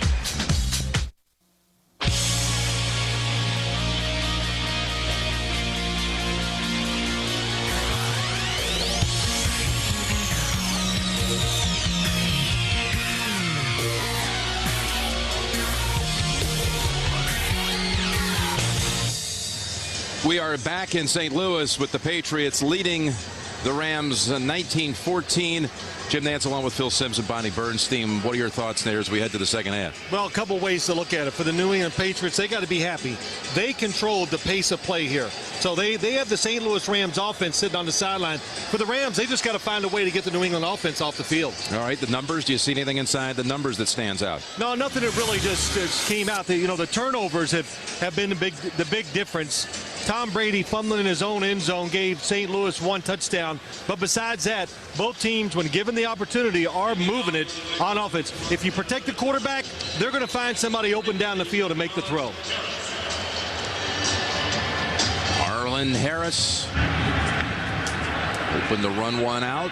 Willie, this is some 3 yards deep. Yes, he'll take the gamble. And Harris gets it past the 20 with a flag. 25-yard run back. Matt Chatham on the hit, so active on the special teams. Well, he returned to 25 to the 22. During the return, holding by the receiving team, number 55. 10-yard penalty. Tough start coming for the Rams. They'll be back near the 10-yard line. This game got started with an open field goal by Vinatieri.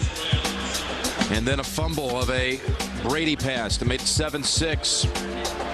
Leonard Little landed on it for the touchdown. Vrabel caught a score for the Patriots.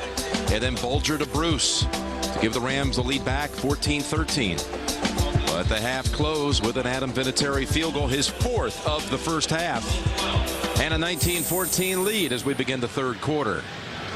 St. Louis operates from its 12-yard line. Comes out with a double tight end formation. Cameron Cleland in the lineup. Fake to Falk. Look for the tight end. Wasn't open.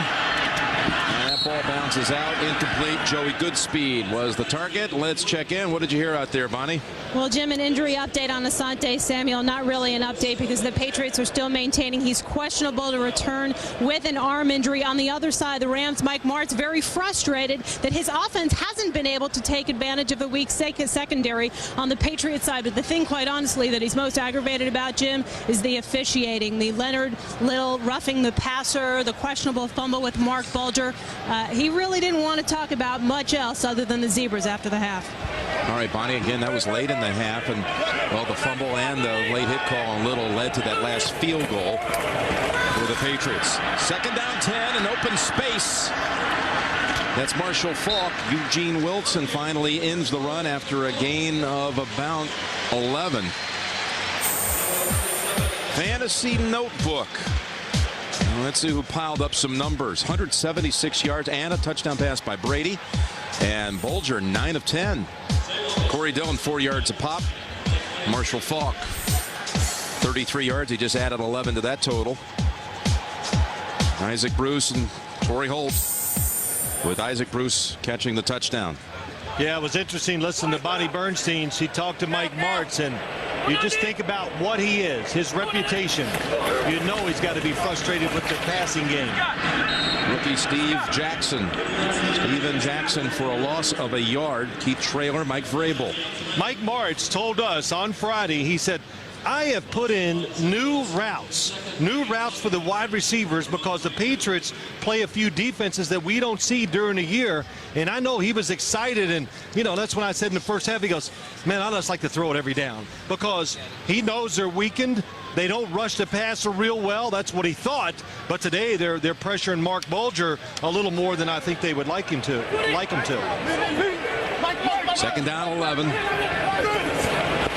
They'll try out again. Go against that secondary. Teddy Bruschi says, no, you won't. Good example of it just that time.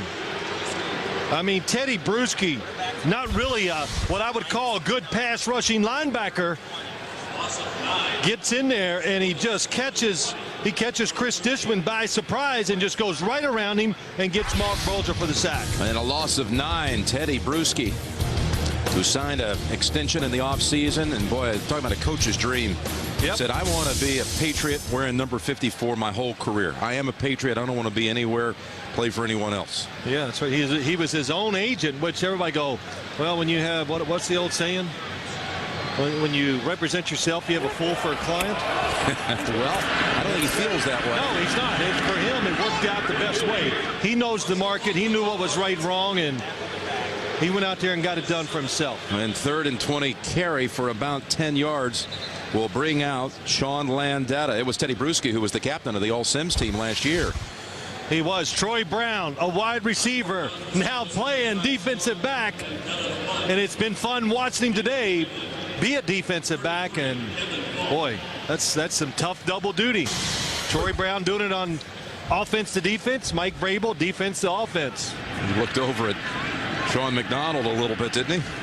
And here's Sean Landetta, who was a Sims teammate on that Giants Super Bowl winning team back in the 1986 season. And Kevin Falk makes the catch at the 46. Back in 1986. The man's been doing it a long time. The Duke. We'll see the Patriots' first possession. We've got golf next weekend on CBS, the Franklin Templeton Shootout. Greg Norman, the host, and great host he is with a strong field. We'll have it next weekend. First down, Corey Dillon for about 3, maybe 4.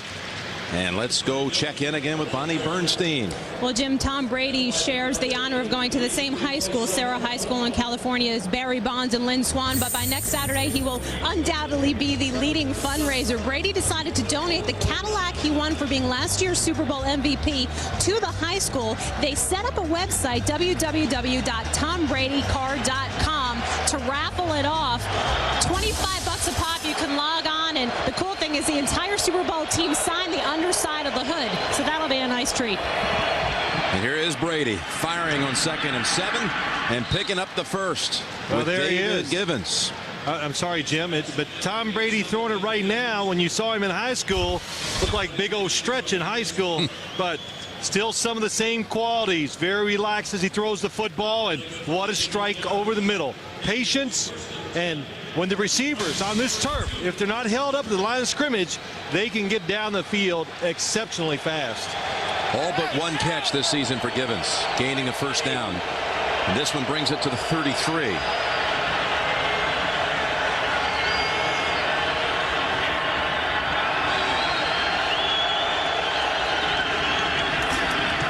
It's Dillon. Lost his footing for a moment. Recovers and gains 11. Tom Brady, class of 1995 at Sarah High School, 20 miles south of San Francisco in the San Mateo area.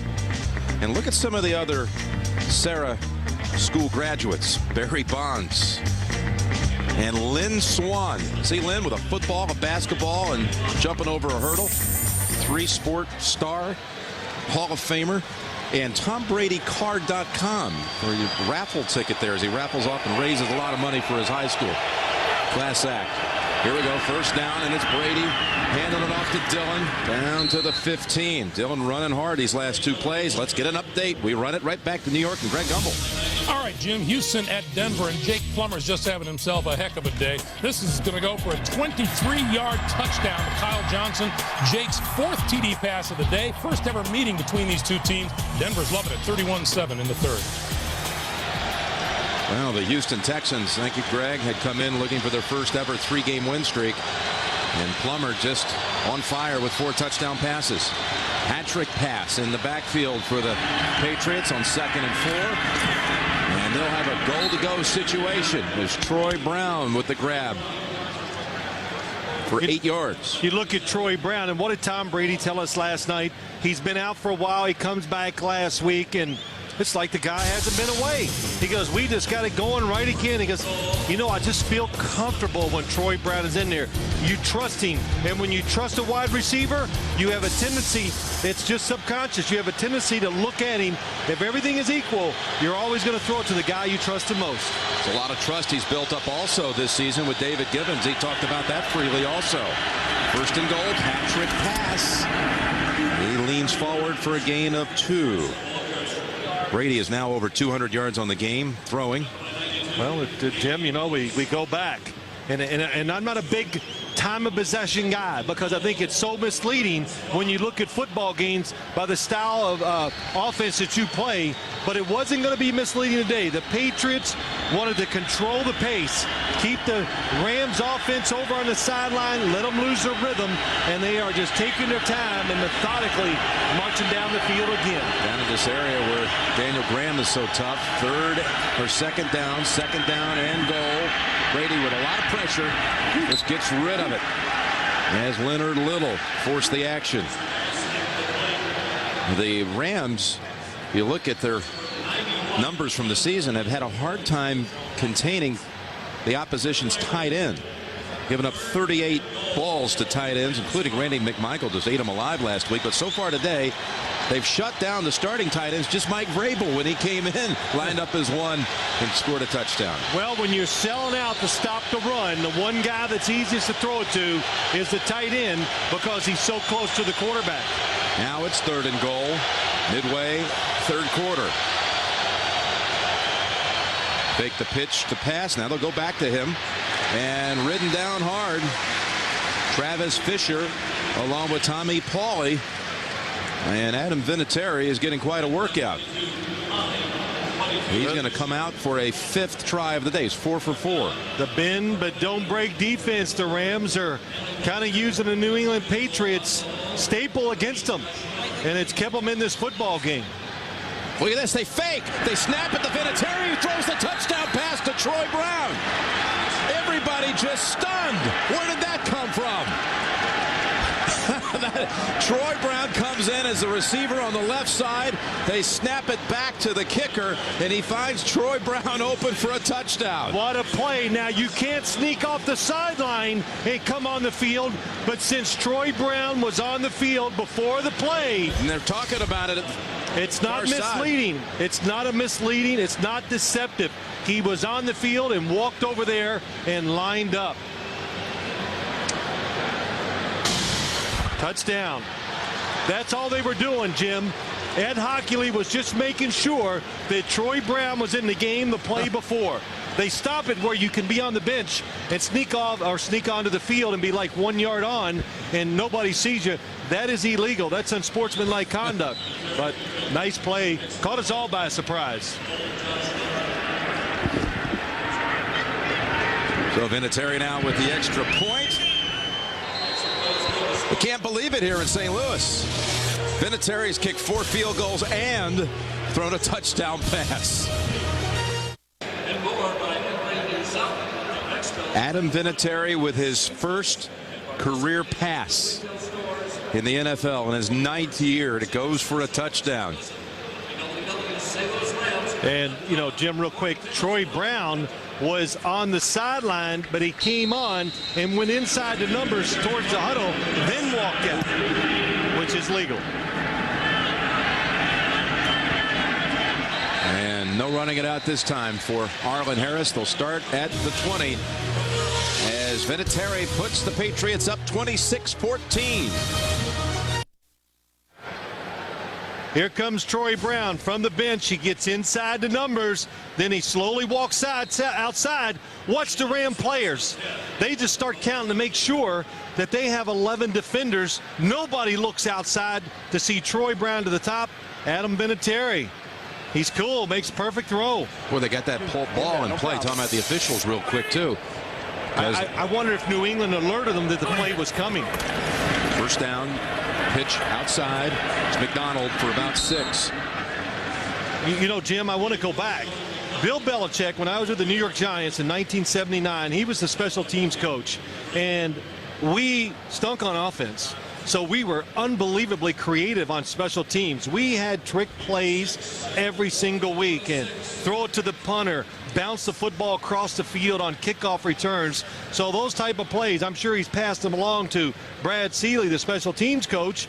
And what perfect timing. They had it set up. I'm sure the team was alerted and the officials, and that's why it worked. Second down for Bulger. They'll run out of the pocket, pick up the first down.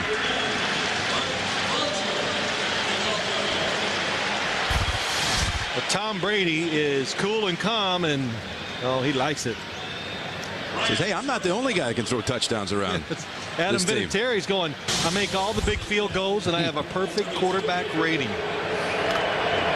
I think if this were Thanksgiving, I would think Adam Vinatieri might have a chance to get the All-Iron Award, huh? No. Kickers, no. Even when you're throwing touchdowns? Yeah, but that was easy, Jim. You could have thrown that one. Maybe. First and 10, lost away as, again, this Patriots secondary. What a job. You talk about depleted group of individuals with Ty Law, Ty Poole, Asante Samuel, who started. He was really the third corner on the season, so now you're back down to Randall, Gay, and Earthwind Moreland just signed off the practice squad this week. And what did Bill Belichick say to us? I said, I tried to phrase the question. He goes, we'll do what we can. And that was it. So, but they are doing what they can. They're being physical, but really they're covering well, but the big guys up front are putting some pressure on Bulger too. Let's see how the Rams respond. 2nd down 10, and up across the middle, picked off by Roman Pfeiffer. Pfeiffer inside the 30 and down to the 21. 25-yard run back. Ball deflected by Willie McGinnis. What do the Rams love to do more than anything else? They like to throw it inside the deep end cuts. Marc Bulger is going to throw over this area. Look at the defenders around it. There's one underneath, one in front, one behind, and Roman Pfeiffer comes up with the tip. It's the 3rd turnover of the day committed by St. Louis. Take away the team's strength. That's what you always want to do on defense. Like right away you say, well, if the Rams like to throw it inside, if nothing else, let's take away those deep in cuts. They haven't taken away all day, but that time they were ready for it and they get the interception. And let's take the crowd out of it also. Well, they were never in it. Quiet crowd. The dome here is not near as loud as it used to be years ago. 1st down 10 from the 21. Go for the big ball early. Well, pressure prevents that, so they dump it short. And Dillon is tackled at the 16. Leonard Little again creating pressure on the quarterback. Let's check out the NFL.com poll. Who would you pick as the NFL's midseason MVP? You can cast your vote at NFL.com. What do you think? Some guys putting up some unbelievable numbers this year. But you got to take a guy. When you say MVP, it's got to be with a team that's winning. Peyton Manning is just going unnoticed. I don't know why. I guess we're getting used to the astounding numbers, but that would be my pick right now. Well, his Colts have lost 3 games. They've also won 5, I think, right? Yes, well, they'll go for 5 tomorrow against Minnesota. And here you see Dillon step ahead for 3 yards. He has put up phenomenal numbers. McNabb was on that list, and they suffer their first loss today. Terrell Owens, he has truly made a difference coming from the 49ers to the Philadelphia Eagles. We had to laugh when we saw that little confrontation he had with McNabb, because we were there in the preseason. We talked to him. That's right. And we said, will you conduct yourself the right way? Well, as long as I'm catching passes and we're winning. Okay. Today's the first day they're not winning. And he had something to say to his quarterback. No, he's consistent. 3rd down and 3 for the Patriots. Quick slant, 1st down at the 5-yard line with David Gibbons. It's interesting. 2 ways to play the game. The New England Patriots, you've already seen that play a couple times today. Everybody to the right, fake the run to the right, throw the slant pass to the backside. There's no defenders, no underneath coverage. Then you talk about the St. Louis Rams. They're famous for never repeating plays. They run it once, they go on to the next one. The Patriots, they'll go back to back and run the same play. Well, then if that's the case, let's bring out Vinatieri and throw a pass right now. What do you think? It's from about right here. 5-yard line, 1st and goal. And Dillon will step in for the touchdown. Corey Dillon. He got away from DeJuan Gross and goes in with ease. Pretty impressive. Corey Dillon's going, man, I like this turf. Set up by Roman Pfeiffer's interception. Pfeiffer's first pick in 3 seasons leads to a Corey Dillon run from 5 yards out. You've got to come up and be aggressive and attack him. Otherwise, he'll run you over. Then you're so aggressive, he makes a nice little stop, cuts inside, and basically goes untouched into the end zone.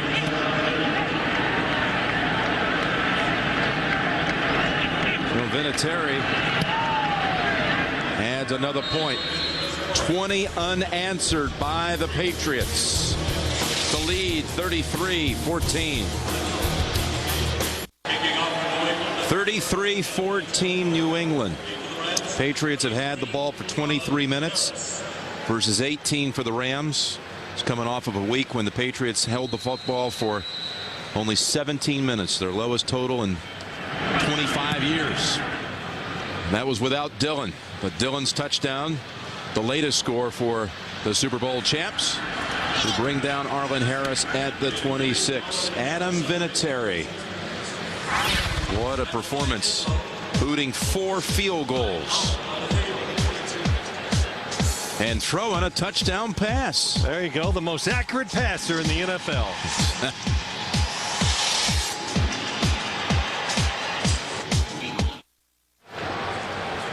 We're back in St. Louis. First down for the Rams from the 27. Getting steamrolled here in the last quarter. And they complete the ball, the pass on first down to Torrey Holt for 12. 20 unanswered by the Patriots. Think about the Patriots today. They throw a touchdown pass to linebacker Mike Vrabel, and their kicker Adam Vinatieri throws a touchdown to Troy Brown. Unconventional indeed, as we have Bulger throwing again on first down for another completion, and they'll move the chains once more. Sean McDonald with the grab. Well, they're going to the hurry-up offense. When you're down 19 points, you need to change it, of course, and change the momentum. Give the quarterback a little more time by putting him in the shotgun. And hopefully you'd like to tire out the defensive line. Troy Brown is back in the secondary. He's getting double duty today as Marshall Faulk gets hit from behind. Gain of 8. Rodney Harrison with the tackle. And Tully Banakane also. Second down and 2 as they continue the hurry-up mode. 2 minutes to go, third quarter, down 19. Well, they're going to get them back in the huddle now. You know, we're in that hurry-up offense. When the quarterback gets under the center and the running back's behind him, it's a pretty good giveaway that it's going to be a run. Watch Troy Brown. He is manning up against Sean McDonald in the slot to the left. Second down and 2.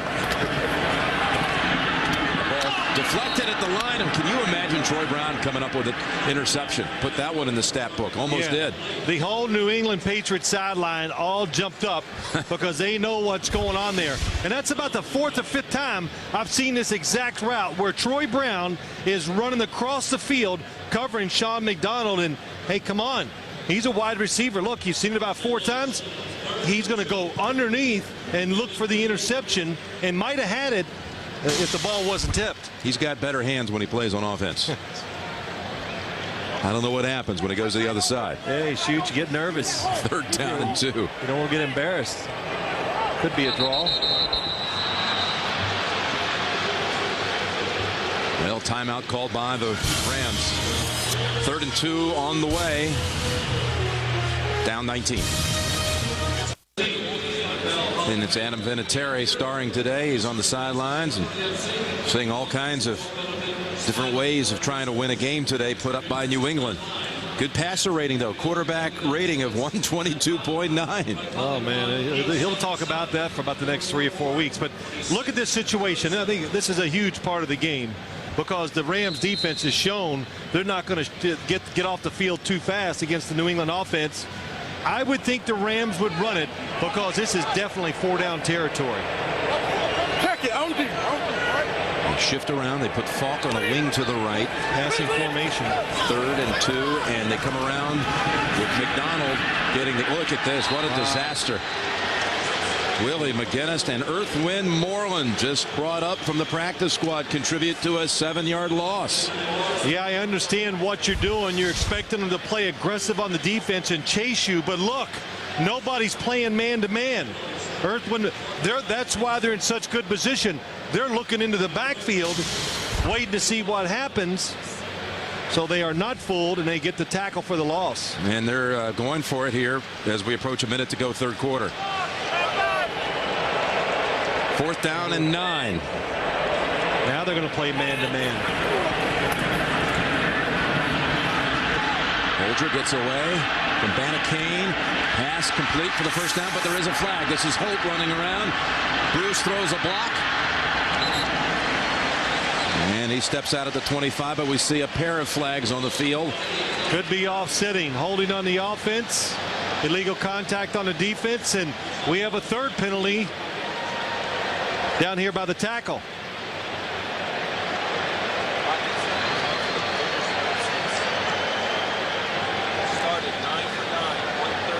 Boy, this was... There were fouls by both teams on the play. Holding, offense, number 77. There was also holding defense, number 37. The penalty's offset. Replay the down. Replay the down. 4th down.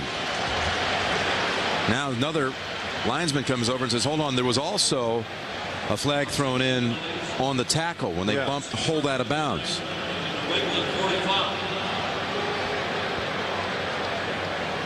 Anybody else who threw a flag? After the play was over, there was taunting, unsportsmanlike conduct by both teams. Offense, number 81. Defense, number 42. Those penalties offset. Replay 4th down. That's 4 by my count. This is the taunting to Dexter Reed. Torrey Holt. Well, they're just having double pop. Now make it a couple more. You know, Torrey Holt was just doing it, I think, in a good sportsmanlike manner there. That's the way I took it, but maybe he was saying something that wasn't real kind. You met with Torrey Holt. It doesn't seem like a guy that gets upset at a whole lot. He's the happiest football player I've ever been around, and I've been around him quite a bit. Enjoys what he does. Why not? Wide receiver for the St. Louis Rams. With his talent, I'd smile a lot too. He'd enjoy it a lot more if he could find a way to help this team pick up a 1st down on 4th and 9. And Bulger has the open man. 1st down. That's Isaac Bruce for 17. Well, that was awfully tough on Troy Brown. All the receivers are to the right. They cross each other. Troy Brown is not used to seeing this. He gets caught up in the mess. Watch him come underneath. Oh, Troy Brown says, uh-oh, I got him. Hey, it doesn't look this complicated when I'm running down the field, so there's a lot to learn, a lot to know when you're trying to be a defensive back against a team that does multiple plays, formations, and they cross receivers. Look at Troy bouncing around. Brown remains in on defense. 1st down. They swing it to Falk, who will step out. Moreland had the angle on him. Only 3 yards gained. 21 seconds to go, 3rd quarter. Tonight on CBS, folks, this is a big one. The cast of Dallas is back. The biggest reunion special in TV history. The Ewings back together again. All the Ewings are there, including Patrick. All right. Not Patrick Ewing. It's Patrick Duffy. I got it. And that's tonight. That was probably one of the few things I watched, Jim. I know. Get done on a Thursday night at football, run home. My wife and I, we'd watch Dallas. I thought it was Friday night, wasn't it? Okay. 2nd down. And Falk with another catch for a short gain. I'm sure you were watching. I was watching. That was Knott's Landing you were watching. I watched that too. Timeout on the field into the 3rd quarter.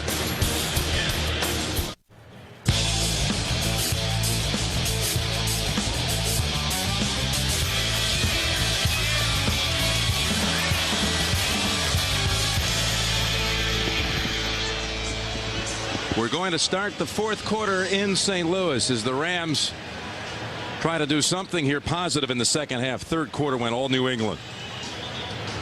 9th play of a drive coming up, including a big conversion on a 4th and 9. And they'll start the final quarter down 33-14. Football at the Patriots 23. 3rd and 5 for Bulger, who started this game 9 of 9, but little success thereafter. That'll get him a 1st down. Marshall Falk for 7, running behind Timmerman and Williams. Well, that was a good call, because I think still the Rams and Marc Bulger, you got to think. Look at the scoreboard, 33-14. You're down 19 points. A field goal gets you within 2 scores, but that's 2 touchdowns, two extra points. You got to be thinking touchdown here, unless it's just a terrible 4th down situation. And it was the first 3rd down conversion of the game for the Rams. 1st down from the 16. Bulger with time back in the end zone and double coverage, including Rodney Harrison and Earthwind Moreland on Torrey Holt. Tuesday night, country's biggest night. It's the superstars of country music: Tim McGraw, Gretchen Wilson, Faith Hill, Rascal Flatts, and Shania Twain, and a whole lot more. Brooks and Dunn will host the Country Music Awards live this Tuesday at 8, 7 Central on America's Most Watched Network. Kevin Curtis sent to the left side in a slot. From the shotgun, Bulger operates. 2nd down and 10. Looking right the whole way, looking for Holt. He has it. Touchdown, St. Louis. Earthwind Moreland had the coverage, but he didn't look up.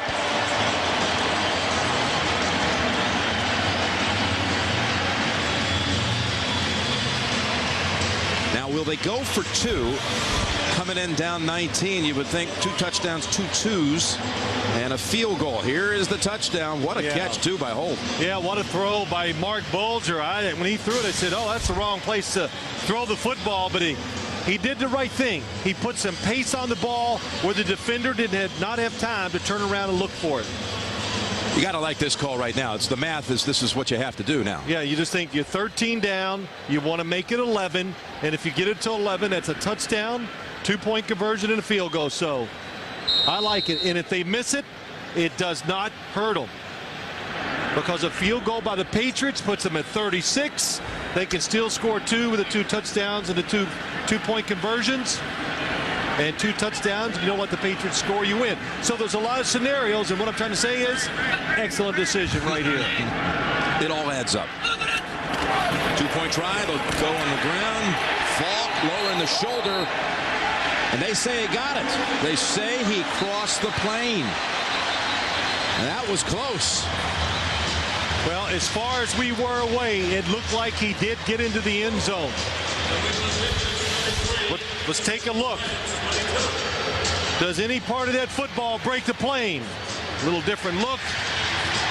Ooh, it's close. But again, I don't think there's enough evidence there to overturn it if it wanted to be challenged. It could be challenged by Bill Belichick. He's got the red flag in his hand, Belichick. New England is challenging the ruling on the field that it was the guy was in for a try for point. Well, you're hearing the announcement here. It's going to be challenged. It was just thrown, the red flag by Belichick. Took him a while. He wanted to get word upstairs. What did you see, Phil? Well, here's from the backside. When I saw this one, I go, okay, it looks like he's got the football in his right arm, and it might have got over the goal line. But from the other side, it's close. Just has to touch the plane. They'll look at it upstairs and downstairs. We're back here in the Gateway City, and Bill Belichick challenging the 2-point conversion. And here's the verdict. New England has challenged the ruling on the field that the ball penetrated the goal on the try for point. After reviewing the play, the ruling stands as called. The try for point was good. New England is charged with their first timeout. So they'll lose a timeout. And again, I just don't think there's enough evidence to say clearly that he didn't cross the plane. The other side here, it's close. Yeah, it's just so close. I don't know how you could decide one way or the other, but it was called a touchdown on the field. From that angle, you'd say, okay, probably did it. But when you see the football in his arms from the other side, so close, but you're right, Jim. The result, we have an 11-point game, and this is a Rams team that earlier this season pulled off the second-best comeback in NFL history, down 17 to Seattle. At Seattle with 6 minutes to play and won it in overtime. Now you can still give up a field goal to the Patriots and only be 2 scores down. With Bethel Johnson, wide open gap. Bethel Johnson with a flag thrown, tackled at the 47 by the kicker, Jeff Wilkins. Oh, big penalty. 20-yard line, half the distance to the goal. During the return, illegal block in the back by the receiving team, number 30. Half the distance to the goal, New England keeps the ball, first down. Called on Gerard Cherry. Last 5 possessions, they've all led to points. 3 touchdowns and a pair of field goals. So the 39-yard run back by Bethel Johnson nullified. Patriots start at the 10. Brady faking into the line and almost picked off. He was looking for Daniel Graham. And Tino Samoa could have made a huge play in this game. The number one thing they always say, quarterback, look in front of the receiver. Tom Brady runs this play a lot, and Tino Isamoa comes off of where he was. He saw Tom Brady looking up the field and comes across the field and just misses the interception. Now the crowd comes to life, and this is the end of the field where it got so boisterous for Brady in the first half. He fumbled. It was recovered for a touch. 2nd and 10, and Dillon for about 3, maybe 4. You need pressure on the quarterback. You got the crowd. You got a good situation. Troy Brown back in on offense at the top of your screen. They put the tight end to Leonard Little's side to make sure he's not going to be a factor. And they double team him. 3rd and 6. Brady steps up, zips it, and incomplete. The Rams will get the ball back. He was looking for Troy Brown. Well, they double team Leonard Little. He's so quick and so fast on this surface. He makes Tom Brady step up so hard that he loses a little bit control of the football, and he throws it a little high. Tommy Pauly came in late. Yeah, knocked him down. A little headbutt, wasn't it? Yeah, with the face. A ram butt. So that drive only used up 1 minute and 15 seconds. Miller kicking away to McDonald, who retreats at first, now moves forward and out of bounds at the 40. Excellent starting position for Bulger. He drove him last time. Down 11. St. Louis will have it at its own 40. 13 minutes remaining in St. Louis. Yeah, you warned everybody. This team 17 points down, 6 minutes to go against the Seattle Seahawks. Came back to win it in overtime on the road. Yep, different team, different defense. Down 19 to start this 4th quarter. Already with a touchdown drive and a 2. And Bulger gets away from the heat. And this will be a short game, but it could have been a sack. Manu Maliuna with the catch. And for those expecting to see 60 minutes, you're watching the NFL on CBS. And the game between the Patriots and the Rams, a rematch of Super Bowl 36.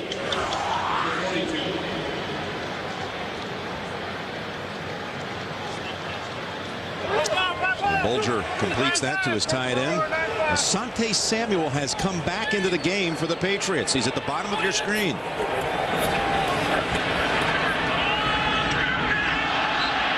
And that pass broken up by Troy Brown with a flag thrown. It's going to be a penalty because it's a face shield. He jumps up, throws his arms up, does not turn around and find the football. Interference defense, number 80, not playing the ball. The ball is placed at the spot of the foul. Automatic first down. Watch Troy Brown, though. I'll tell you, it's pretty impressive. Oh, he did try to turn a little bit. He did. Just not enough, but he is doing some job. Again, we're here at the Dome in the gateway city of St. Louis, as teams from St. Louis and the Boston area meet again, as they did in the Super Bowl. Here it's the Patriots leading 33-22. Big day by their kicker, Adam Vinatieri. 4 field goals, and he's thrown a touchdown. And here Richard Seymour gets to Bulger and Vince Wilfork. That is just, they are just overpowering the Ram offensive line. McGinnis on the Richard Seymour 93. Vince Wilfork 75. It's a race. Richard Seymour wins. Does he get a half a sack? Do they share it, or do you give it all to Seymour? Well, they'll argue in the film room tomorrow, but I don't know what they're going to put up. I would say Richard Seymour is going to get the sack. That is overall the 5th sack by New England today by 5 different players. 2nd down 20. And Bulger going to the big ball for Holt. Ooh, and he actually may have just misjudged that a little bit. Yeah, he did, and Marc Bulger waited just a little too long to throw it out there. He threw it about 55 yards or more. Torrey Holt watching. Come inside. He knows he might be double teamed. Look, and then he breaks it back to the outside. If Marc Bulger would have got it out there a little quicker and thrown it to the sideline more, Torrey Holt would have made the catch. So again, Asante Samuel is back on the field. Eugene Wilson, he's gone throughout. There's Samuel. He's been out really for almost 3 quarters. Yeah, I would think he just can't tackle somebody, Jim.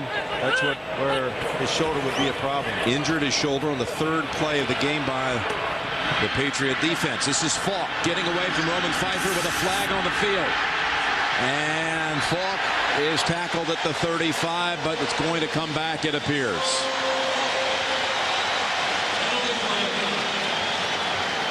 Something else, so 3rd and 20. Short pass, they picked up the first down. Holding offense number 77. 10-yard penalty, repeat 3rd down. Called on Grant Williams, the former Patriot. Watch the right tackle. And this is what's happening to them all day. The Ram offensive line, especially on the edges, they're backing up, and the Patriots are just power rushing. No moves, just run them over, and they're crushing the pocket. And Marc Bulger's, he's having a hard time looking down the field, finding the receivers. Well, here's a number for you. 3rd and 30. Well, I think they're going to try. They're going to throw something that gives them a chance to pick it up. Harrison blitzing. Pass. Long man open. And just short of the target. Kevin Curtis with Troy Brown defending. It's a blitz. It's one-on-one coverage everywhere. Rodney Harrison coming free. Grant Williams trying to save his quarterback. Troy Brown knows it's an all-out blitz. And if Kevin Curtis would have looked just a little quicker, it would have been a completion. You know, the last time Rodney Harrison was in this building and going after a quarterback number 10, he really changed the course of the Rams' history. It was a preseason game of August of '99. He was a Charger, was Harrison, and he came in and hit Trent Green. Tore an ACL, Green. That brought in a guy named Kurt Warner. Now on the run back, Kevin Falk. Falk to the 37. So just inside 11 minutes to go. And it's an 11-point lead. First down, Patriots leading by 11. 11 minutes remaining. Corey Dillon running free. Corey Dillon to the 50 and into St. Louis territory. 15-yard run, zigging and zagging past the linebackers. You think those penalties by the St. Louis Rams weren't big? It changed field position. It took the crowd out of the game completely. There's no noise. And now the Patriots, hey, you're more relaxed when you get away from that goal line.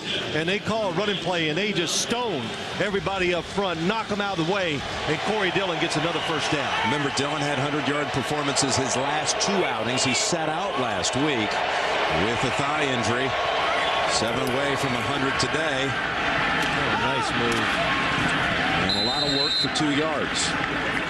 Leonard Little on the hit.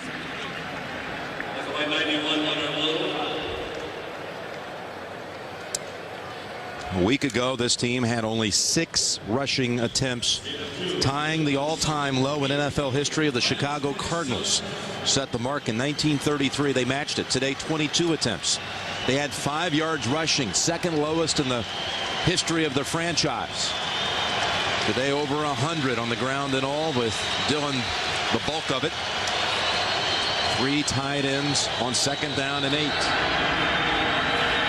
Dillon again steps outside and picks up 2, and we're going to give you an update. Back to you, Greg Gumbel in New York. All right, Jim. Houston at Denver. Dominic Davis with a 1-yard touchdown run, his second of the day. The 2-point conversion failed, but this has all the makings of a Bronco victory with just over 4 minutes to play. It's 31-13 Denver. Jim and Phil. All right, thank you, Greg. And Reuben Drones has another 100-yard game today for the Broncos. Broncos and Seahawks are looking down the road at a matchup December the 5th as the Chargers, I said Seahawks, the Chargers and the Broncos starring in the AFC West. 3rd down 6. Pass across the middle. What a grab by Givens. For 12. Well, you know, we talked to Tom Brady last night, and he just talked about David Givens. And, you know, he says David Givens has gotten in more because of the injuries. Deion Branch was hurt. Troy Brown was hurt. He got in there, and he said he's taking advantage of the opportunity. He plays big. He's able to use his body, shield off the defender, and that time, not a good throw by Tom Brady, but Givens reaches out and makes a very tough catch. And he has 100 yards for the 3rd straight game. He's the first Patriot to do that since Ben coached 10 years ago. Patrick pass on 1st down for a gain of 4. Let's go back to Greg in New York. All right, Jim, it's all over in San Francisco. Shootout won by the Seattle Seahawks. Matt Hasselbeck, one of his 3 touchdown passes on the day. This one to Corin Robinson. But the Seahawks, very impressive in Frisco. 42-27 is the final.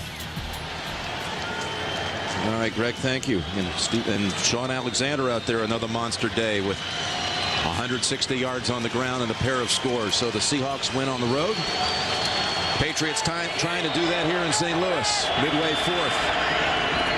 2nd and 6. Patrick pass into the open and down at the 10. Dan Copen with a great block that led to 19 yards. Boy, it really was. You're talking Matt Light.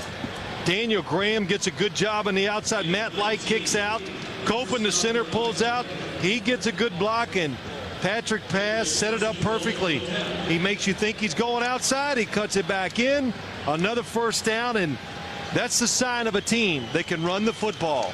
When you line up at the end of a game with the lead, everybody knows you're going to run it, and you still get it done. Pass has given this team a lift today also after missing 2 games with an injury. Returning today, 57 total yards. Dillon, 1st and goal at the 10, going outside and bumped out by Aeneas Williams. And it was good for 6. And that gives Corey Dillon 100 yards for a 3rd straight game he's participated in. You know, it's amazing, doesn't it, Jim? You're a fan. We're both fans. But when Corey Dillon is the main guy, all of a sudden Patrick Pass and Kevin Falk, you notice them more because they're in their role, with their comfort level. But when you take them out of it and make them the number 1 guy, it ruins everything. So it's the old trickle-down effect. Lose the top guy, it affects the 2 and 3. 2nd and goal, and look at Dillon. Finally taken down. Butler got him by the ankles. 6 minutes left. No gain on that one. 3rd and goal coming up for the Patriots. A touchdown would seal it for the Patriots. If you kick a field goal, you're only up 14, and of course then the St. Louis Rams are still in it.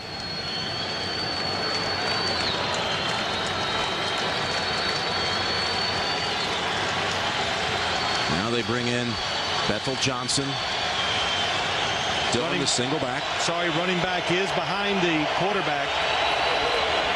3rd and goal, fake Dillon. Across the middle, touchdown, Bethel Johnson. His 1st of the season. Man, the Patriots, they run this play a lot. And it just keeps working. When you run the football well, nice fake. Nobody covering Bethel Johnson in the end zone. Good touch by Tom Brady. The Patriots are really, really good inside the 5 with play action fakes and passes. Took 5.5 minutes on the clock for that drive to all but ice it. Vinatieri adds 1 more. Bethel Johnson has his 1st touchdown of the season. 3rd career. And the Patriots are up 18.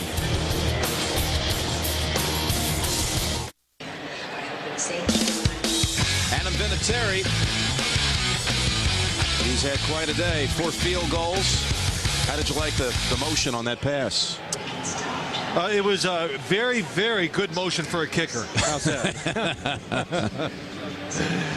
Oh, no, it was all right. Listen, I'll tell you. His throwing motion looked a lot better than my kicking motion would be in an NFL game. Now, there you go.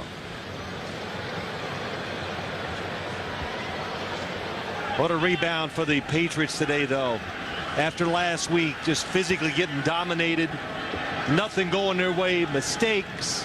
Couldn't run the ball. We showed the graphic of all the negative stats that went their way, and to come back today, Jim, decimated, and for this effort and to do it in this environment. Decimated in that secondary and going against the fun and gun and all that you get with St. Louis. They've overcome injuries so much in the past and won 2 Super Bowls. They do not let adversity destroy their football team. That's one of their greatest attributes. Arlen Harris high steps to the 25. Let's go back to New York for the update. All right, Jim, to final in San Diego. They knocked off the Saints. Drew Brees, 4 touchdown passes today, including that 7-yarder to Antonio Gates. The Chargers are 6-3 with a 43-17 win over New Orleans, guys. Thank you, Greg. How about that? That's what we're talking about. Look at the Chargers, who will have a bye next week. And Denver, what's on its way to a win also. What's amazing about the Chargers, it's not that they're 6-3, it's how they're doing it. They are just, they're putting some whippings on some people. And Drew Brees, hey, cut him, get rid of him before the season. Marty Schottenheimer is going to be fired. I was probably leading that brigade, but run them both out of town, right? Been wrong in a lot of things in my life, and it'll continue. But boy, oh boy, Marty Schottenheimer's done a good job. Offside defense, unabated to the quarterback. Number 55, 5-yard penalty. First down. We saw those standings out west with the Chargers 6-3 and about to be joined by the Broncos, who are beating up on Houston today. And again, they'll have their first matchup, those two, about 4 weeks out in San Diego. And you've never imagined that the Chargers could put up 43 points on a day when Tomlinson averages 2 yards a carry, 36 yards, nothing. That shows you how this team has really grown. And Bulger downfield, and that was over the head of Holt and dangerously close to being picked. Now, what about the AFC East with the Jets coming off the big Monday night win, falling flat today to Buffalo? Well, I don't know if they fell flat. They just went up to against a team that was deceiving with their record. And Buffalo is one of the worst places to play in the NFL. The crowd, the weather, it makes it tough. So that was going to be a tough game for them. But the Patriots, they showed why they're the Super Bowl champions. And Jim, we talked about it. They come in here and they just overcome a lot of obstacles that were in their way and found a way to get it done. 2nd and 5. That'll get them another set of downs. But Donald bumped out by Moreland. Well, the Patriots, remember, their 21-game win streak ended a week ago in Pittsburgh, and today they're going to start a new one. And they'll go next back to Foxborough for Buffalo, a team that's won 3 of its last 4, and then at Kansas City. Not easy games. Don't look at the record. They're 3-5. Both those teams, don't look. Especially when you're looking at Buffalo. Physical. We saw that first matchup with the Bills, and that was a close one until a late fumble forced by Bruschi was picked up and run back 68 yards for a touchdown by Richard Seymour to win the game. False start. Offense, number 10. 5-yard penalty, still first down. Jim, I think about this game, and we talked to Tom Brady, last night, and we asked, well, how were the coaches, this past week? And he goes, well, they were bad this week because we were bad. But that made us feel kind of good. Yeah, he liked that. Yeah, because it made us feel kind of good because, see, our coaches are always mad, no matter if we win or lose. So, and I went, okay, I think I got it. At least there was a reason to be miserable. Yeah, that's how he framed it. Yeah, that's right, miserable. That's the word. So that's how they are. They don't get up and down. They're the same way all the time. First and 15, and it's Marshall Faulk. I thought I was talking to Yogi Berra there for a second. This is Yogi's hometown. Oh, that's right, St. Louis. But it really is the depth, the ability just not to get sidetracked. Don't feel sorry for yourself, because it's the old saying, nobody cares. If you got a lot of guys hurt, nobody cares. Back over to McDonald, and he failed to estimate exactly where he needed to go to get the first down. It's 3rd and 1 on the way. 4:23 remaining. I'll say this about the NFC West. As you look at the standings, Mike Marc kind of told us and put it really in a good frame of mind. He goes, look, we're not worried about our record and where we're going to all that. We're just worried. We just want to win the NFC West. just concentrate on those teams. Let's beat them, because that's all that matters. Hey, if you go 7-9 and it's the best record in your division, you go to the playoffs. They're down 1 with a flag. Bulger maybe a free down. Got a man hanging out on the sidelines. It's Holt with the grab at the 13. That might be offsides against the Patriots. 35-yard hookup. Talking about Mike Marc, he had never lost coming off a bye. Offside, defense number 59. The penalty is declined. First down. So the big gain is a go. March was 4-0 coming off a bye, and they do things differently in a bye week than anybody else, and it's always worked until this week. Well, that's right. They do. He just makes the players work out. You see Torrey Holt going down the sideline again, way down the field. Good protection. Yeah, he just makes the players work out. Doesn't take them on the football field and practice them. But they came back after the week off on Monday, full pads, and he says they got after it. So he was really, his mood was tremendous. Great spirits. He thought his team was going to come in here and play not just good, really well today. That's what he was expecting. First down pass, back to Falk. Makes the dance move down at the 10. Yeah, Marc said, with my fingers crossed, we're coming out of the bye, I believe, with a lot of things falling into place. And he's been saying, he's been consistent all year. He thought this team by the second half of the year would really be going strong. Here's the problem when you watch this team, and I'm not second guessing because I said it to you, and we just I think they did beat up a little too much up on both sides. Good offensive line, but it gets pushed around. And nice effort, Kevin Curtis. And did he touch the pylon? That's what they're discussing. I did not think it didn't look like he got any body part over the goal line. They give it, well, the arms kind of halfway up.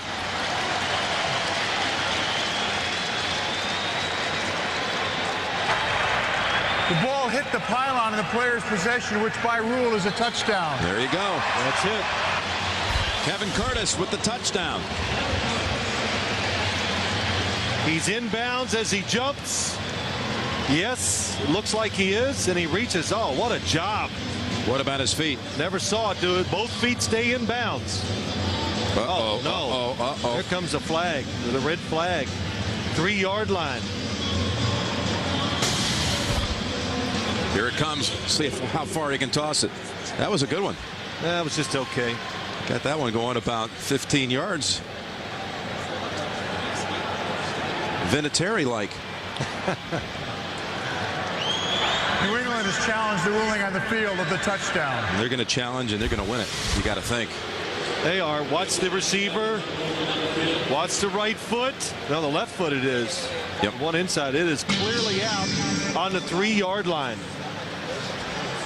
Ball could be placed just inside.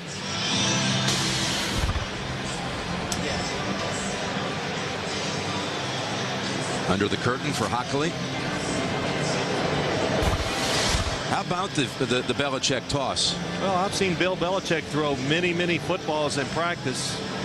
It's not bad. Him and Adam Vinatieri were working out together this week, I guess.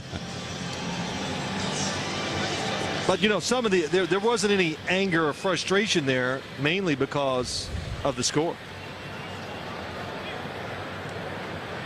It shouldn't take long. And the Rams will be set up at the 3-yard line, it appears. The score will get knocked back down to 40-22 if the call goes the way that talking about indisputable evidence. That replay defines that, just that. I got to tell you, I was going 40-28. Did I miss something? Yeah. Wait, if they get a touchdown here, this game's not over. I was really confused. I was getting ready to say, I think we got the score wrong. And Ed Hockley just taking, I'm sure, an extra moment to make sure they know where to spot the football. Well, it's about time, where to spot it, and what down. The runner stepped out of bounds on the 3-yard line before the ball hit the pylon. Therefore, the ball will be spotted at the 3-yard line. It does result in a first down for St. Louis. There are no timeouts charged. Randall Gay coming up and helped force them out, and there's the left foot out back at the 3. right foot, for the record, was also, it appears, out at the 2. Doesn't matter. They'll have a first down, first and goal at the 3. 60 minutes coming up for everybody except for those of you on the West Coast. This is a St. Louis team that is accustomed to not only putting up a lot of points at home, but knowing how to really go full throttle here and put away opponents, having won 16 of the last 17 regular season games inside this building. Yeah, you know what goes unnoticed? Everybody gets blinded. Their offense, the scoring, all this stuff. When they had those tremendous teams, their defense was pretty dang good. Their defense doesn't live up to what it has been in the past. Shafak, the middle, and squirms for about 2. Well, their defense underwent some changes this year. They lost some players, plus they lost their coordinator, Lovie Smith. Went to Chicago Bears. They lost probably, you know, when you have Leonard Little on one side and Grant Winstrom on the other side rushing the passer, he went to Seattle. That just changes everything. Not really in any hurry here, are they? Second and goal. Again, it's Falk, and again, it's not going to work. Teddy Johnson makes the play for a loss of 3. Yeah, I know they're not rushing things, and it's one of the pet peeves, and Mike Martz has gotten a lot of criticism. Their clock management over the years, especially the use of timeouts, has not been good. Ted Johnson, we talked about it last week and the week before. He is really good in short yardage situations and down on the goal line. They are really taking their time as we approach 2:30 remaining in the game, and the Patriots leading by 18. Now they take a timeout with 1 second on the play clock. That is hard to understand. Yeah, it is. And you know what? If there were more people here, the boos would be louder, and they're deserved. I mean, why in the world, with 11 minutes to go in the game, are you in hurry up and down the field trying to stay in it? And here you are with some 3 minutes to go on the clock, and you just run the down clock all the way down to 1 second and then take a timeout. What do you think? I mean, if you're on the field right now, you're still trying to think of every conceivable way you can win a game, and one way, the only way you're going to do it is by conserving some time. Yeah, that's right. Well, you know, listen, I presume the coaches are thinking that way too, but they just didn't execute it very well.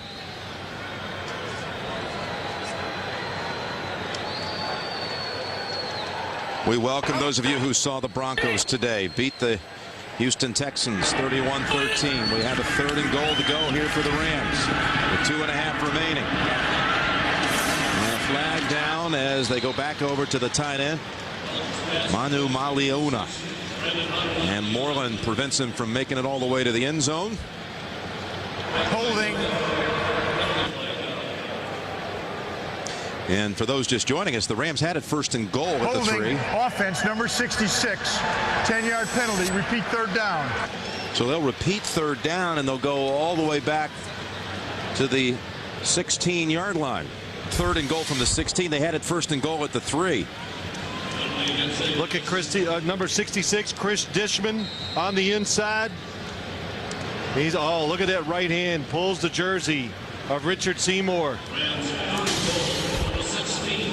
In this game, again, for the audience that saw the Denver Broncos improve their record, joining the Chargers out west, 6-3 marks. We've had Adam Vinatieri with 4 field goals for the Patriots, plus he threw a touchdown. Bulger on the run and fires it out of bounds. We also had Mike Vrabel of the Patriots, their linebacker, line up on offense as he did in the Super Bowl this past February, and he caught a touchdown in the 2nd quarter. You know, I saw Mike Vrabel during the offseason, and I was having a little fun with him. I said, "Hey, Mike, I thought you deserved that MVP trophy of the game." "Oh, I told you." And he got all excited. Tom Brady happened to be there too. He went running up to Brady. So, you know, Rodney Harrison, remember that meeting we had with Rodney earlier this year talking about Mike Vrabel being the smartest player on defense, like a classroom coach. Well, that's what he wants to be when he gets done playing. He wants to be a coach. 4th and goal. And Holt's got to make a move. He won't make it home as Troy Brown is in on the tackle. They've had to retreat, to go all the way to Troy Brown's number on defense today with their secondary decimated by injury. Phil, here's what we've seen today. 5 sacks on the quarterback, Bulger, and 3 turnovers. Corey Dillon over 100. David Givens with receptions that total over 100. Vinatieri good on all 4 of his field goal tries. And his first career pass is his first career touchdown pass. Any of this surprise you today? Well, you know what? I shouldn't be surprised. So many people, I guess, thought now it's going to fall apart for the Patriots. You know, you don't win 2 Super Bowls. You don't win 21 in a row unless you have tremendous pride, and that's what they got. So they rebounded. They came out here today, and they physically just beat the St. Louis Rams. And we're back in St. Louis, and it's been all about the streak with the Patriots early in the season. The talk, finally that streak coming to a close last week in the Steel City, 21 straight wins, but they're going to start a new streak here today. And what about this rivalry? We heard a lot of talk about that in St. Louis this weekend between St. Louis and Boston, and how many times it's gone Boston's way regardless of the sport. Yeah, well, it has. Okay, I was informed by you of all these rivalry games they've had, but I know the Rams were talking about that Super Bowl from a couple years ago, and I said in the telecast, I was surprised I still heard about it. Well, we know what we're talking about here. The St. Louis Blues, and I'm not talking just about their hockey team. 1957, the Celtics won their first championship, and it came against the St. Louis Hawks. The Bruins won their first Stanley Cup in a number of years over the Blues. That was back in '70. The Patriots in that Super Bowl, and of course the Red Sox with the sweep just a couple of blocks away. And it's going to go Boston's way again. I know that's going to be enough for a first down by Brady. Let's get another update. Busy day for the crew in the studio. Let's go back to Greg. All right, Jim, it's the final at Giants Stadium, and it's not good news at all for Giants fans. Anthony Thomas, 41 yards here to put the cap on a Giants victory or rather a Bears victory against the Giants in New York, 28-21. The Bears win it. Thank you, Greg. Thank you for all the updates today. And, you know, the shocking thing about that one, too, Phil, is that it was 14-0 in the first quarter of the Giants. Yeah, it's well, that's going to be a tough loss for the Giants. Giants losing, too, yes. Well, Belichick, been a tough week after that performance in Pittsburgh. Not a whole lot of smiles, but they're breaking out with them now, as we're going to put the Patriots now at 7-1. Well, you know why he's smiling? Because he understands what they've overcome, the injuries, the way they lost last week in here to St. Louis against a team that's had a bye. Their strength goes to where all your injuries are. So, again, tremendous victory for the New England Patriots. It's like Marc said, our other matchups 2.5 years ago with them. We outgained them, but they had different ways of beating us. They just seem to do it all the time. They had run backs, a couple of returns in their matchups. There are 2 matchups they actually had in that 0-1 season. Today they just won it really the old-fashioned way. Physically, they dominated physically. A little old-fashioned plus a little unconventional. Yeah, that's right. You know, with the Vrabel and Vinatieri pass, and it all adds up, folks, to a New England victory, 40-22.